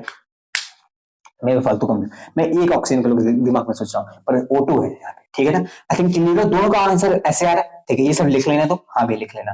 तो मैं समझा रहा था, अब मेरी बात सुनो, ये लिख लेना। ओके भैया अब मेरी बात सुनो। मैंने कहा अब मुझे पता चल गया कितने मोल H2 बनेंगे भैया? 2 मोल H2 बनेंगे, ठीक है भैया। कि हमें ये पता चल गया जब 2 मोल हाइड्रोजन रिएक्ट करेंगे 1 मोल H2 के साथ, बनेंगे कितने? 2 मोल बनाएंगे H2। हाँ भैया अब पूछा गया, तुम्हें पता चल गया कि H2 बन रहा है। हाँ तुम्हें पता चल गया है कि 2 मोल बन रहे हैं। हाँ अब तुम मुझे ये बता दो कितना वेट बना, कितना ग्राम बना है। तो भाई कोई दिक्कत नहीं ना, अगर हमें मोल गिवन है, अगर मोल गिवन है, मोल से हमें वेट पता करना है, तो मोल को मल्टीप्लाई कर देते हैं मोलर मास से। भैया मोलर मास ऑफ H2 कितना होता है भैया? एक भैया मोलर मास ऑफ H2 भैया 18 ग्राम होता है भैया। मोलर मास ऑफ H2 भैया 18 ग्राम होता है भैया। तो कितने है भैया? 2 मोल बनना है, 18 से मल्टीप्लाई कर 2 से भैया 36 ग्राम आ जाएगा भैया। 36 ग्राम पानी बनेगा भैया। आई थिंक क्लियर हो? हाँ भैया ये एक बेसिक लेवल का क्वेश्चन था, ये एक बेसिक लेवल का क्वेश्चन था, ठीक है ना। इतना तुम समझ में? हाँ एक लास्ट पॉइंट, मैं लास्ट पॉइंट समझा के खत्म करता हूं, ठीक है।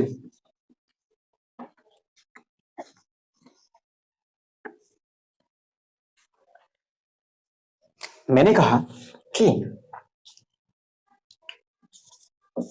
इसी में तीसरा पॉइंट जो लिखो, कॉम्बिनेशन रिएक्शन इस पे बता सकते हैं। कॉम्बिनेशन रिएक्शन मे बी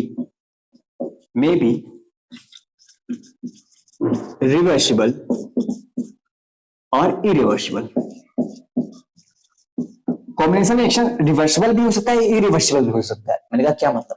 मैंने कहा मैं रिवर्सिबल का एग्जांपल देता हूं। एक क्लासिक एग्जांपल रिवर्सिबल रिएक्शन का है कि नाइट्रोजन को ऑक्सीजन से मिलाया जाए, नाइट्रोजन को हाइड्रोजन से मिलाया जाए, बनाता है भैया NH3 बनाता है भैया। हाँ भैया NH3 बनाता है भैया। मैंने कहा नाइट्रोजन को हाइड्रोजन से मिला दो अमोनिया बनाता है भैया। ये हमारा क्लासिक एग्जांपल है। मैंने कहा बात तो सही, तुम्हारा क्लासिक एग्जांपल है। तो एक काम करते हैं, हाँ ये बनता है। हाँ भैया मैंने कहा इसको बनने के पता है कुछ कंडीशंस होती हैं, वो कंडीशन मैं बता रहा था, तुम्हें पता नहीं होगा। ये कंडीशंस क्या होती है? मैंने कहा ये बहुत हाई प्रेशर पे किया जाता है। अच्छा भैया हाई प्रेशर पे किया जाता है? मैंने कहा हाँ ये हाई प्रेशर पे किया जाता है। ये बहुत मॉडरेट टेम्परेचर पे किया जाता है, मॉडरेट टेम्परेचर पे किया जाता है भैया, मॉडरेट टेम्परेचर पे। पर पता है क्या होता है भैया? क्या होता है मेरा, अगर मेरा टेम्परेचर थोड़ा सा मॉडरेट से थोड़ा सा हाई कर देना, थोड़ा सा बढ़ा देना, तो ये रिएक्शन जो अमोनिया बना रहता है वो अमोनिया टोटली लगता है, ये रिएक्शन अमोनिया से फिर से इस पे आने लगता है, फिर से ये नाइट्रोजन ऑक्सीजन हो जाता है भैया। एक बार रिएक्शन फॉरवर्ड चलती है, अब फिर से ये रिएक्शन बैकवर्ड आने लगती है भैया, ये रिएक्शन फिर से रिवर्स करने लगती है भैया। अब अमोनिया फिर से भैया टेम्परेचर हाई करने में अमोनिया टूट के भैया हाइड्रोजन और नाइट्रोजन बनने लगता है भैया, ऐसा होता है भैया। मैंने कहा हाँ, टेम्परेचर हाई करने पे भैया, टेम्परेचर बढ़ाने पे भी ये अमोनिया फिर से टूट के भैया हाइड्रोजन नाइट्रोजन रह जाती है भैया। बात ये मैं कहना चाहता हूँ। अच्छा भैया, मैंने कहा हाँ यार, मॉडरेट टेम्परेचर हाई टेम्परेचर कर दिया जाए तो, अगर at high temperature, at high temperature, ये सब लिख लेना बातें। At high temperature reaction will reverse, ठीक है ना, रिएक्शन विल रिवर्स। अच्छा भैया, हाँ मैंने कहा जब फॉरवर्ड रिएक्शन हो रही थी, जब अमोनिया से उधर जा रहा था, अमोनिया से जब उधर से रिएक्शन जा रही थी, हाँ भैया ये रिएक्शन एक्सोथर्मिक थी, यहाँ पे हीट इवॉल्व हो रही थी, हीट इवॉल्व हो रही थी, हीट निकल रही थी, ये जो रिवर्सिबल वाली थी ये रिएक्शन एक्सोथर्मिक थी। अच्छा भैया, और मैंने कहा जब मैं टेम्परेचर बढ़ा देता हूँ, ये जब टेम्परेचर बढ़ाने के कारण ये रिएक्शन, ये जो अमोनिया बनी थी ये टूटने लगती है, ये टूट के ये रिवर्स हो जाती है, फिर से नाइट्रोजन और हाइड्रोजन में टूट जाती है भैया। और ये जब हाइड्रोजन और नाइट्रोजन में टूट जाती है, जब ये रिएक्शन रिवर्स हो जाती है, ये एक एंडोथर्मिक होती है भैया, ये हीट तब एब्जॉर्ब करती है भैया। पहले एक्सोथर्मिक थी फॉरवर्ड टाइम में, इस टाइम में एंडोथर्मिक है। ये क्वेश्चन में पूछा भी गया है कॉम्पिटिटिव क्वेश्चन में, और पूछा भी जाएगा अगर आगे आएगा तो। आई थिंक ये सब टॉपिक थ्योरी तुम्हें क्लियर हो रही है कि क्यों हो रहा है। तुम्हें अगर कोई टीचर पढ़ा भी लेगा, अगर इस लेवल पढ़ाएगा भी, तो ये डायरेक्ट बोलता है कि एक्सोथर्मिक है, एंडोथर्मिक। फॉरवर्ड वाला रिएक्शन एक्सोथर्मिक होता है, बैकवर्ड वाला रिएक्शन एंडोथर्मिक होता है, पर रीजन मैं बता रहा हूं तुम्हें। आई थिंक क्लियर हो? हाँ भैया, आई थिंक क्लियर हो। हाँ भैया, मैंने कहा कुछ रिएक्शन इरिवर्सिबल होते हैं। अच्छा, वो इरिवर्सिबल क्या होती है? मैंने कहा रिवर्सिबल में पानी जो जैसे बनाते हैं ना, इस पे लिख लेना, ठीक है ना। अब इरिवर्सिबल का एग्जांपल लूं तो मैं अगर H2 को बना दूं, O2 के साथ मिला के H2 बना दूं, हाँ भैया, ये उसके बाद में ये हीट इवॉल्व होती है।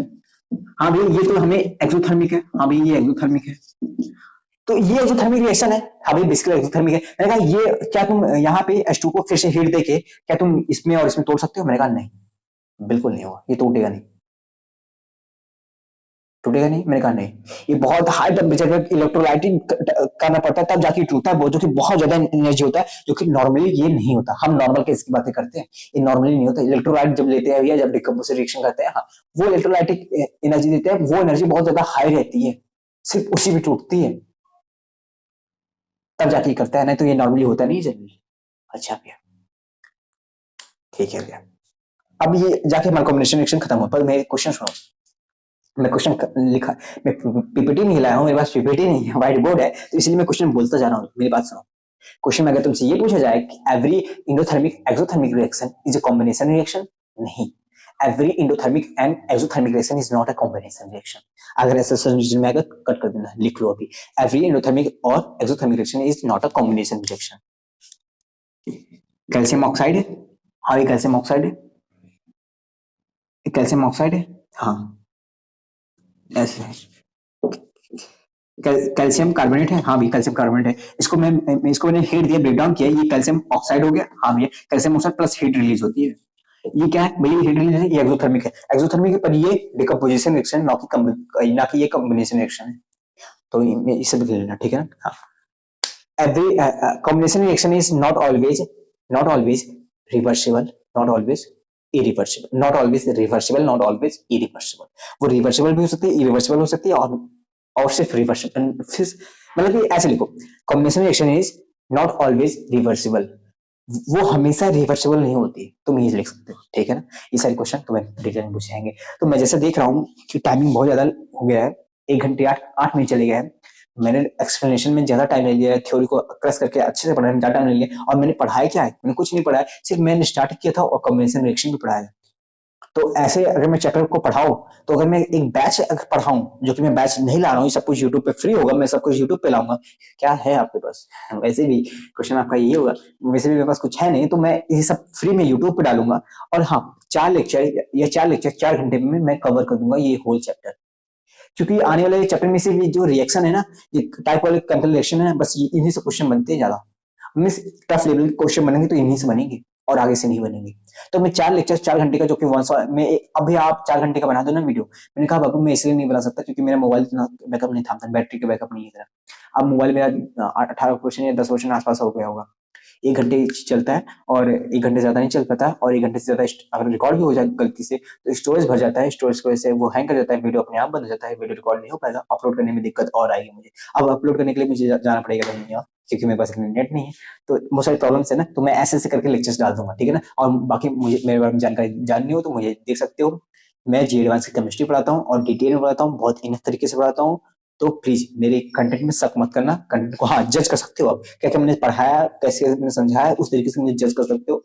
तो ये पहला वीडियो था मेरा, तो कैसा लगा आपको प्लीज कमेंट करके बताना। बाकी तुम लोग करते भी नहीं हो। तो चलता हूँ, नेक्स्ट वीडियो में मिलता हूँ, तब तक के लिए बाय बाय, टेक केयर, पढ़ते रहना, लिखते रहना। और हाँ, कुछ बनना या ना बनना लाइफ में, एक अच्छा इंसान जरूर बनना, ठीक है ना। तो मिलते हैं नेक्स्ट वीडियो में, तब तक के लिए बाय बाय, टेक केयर।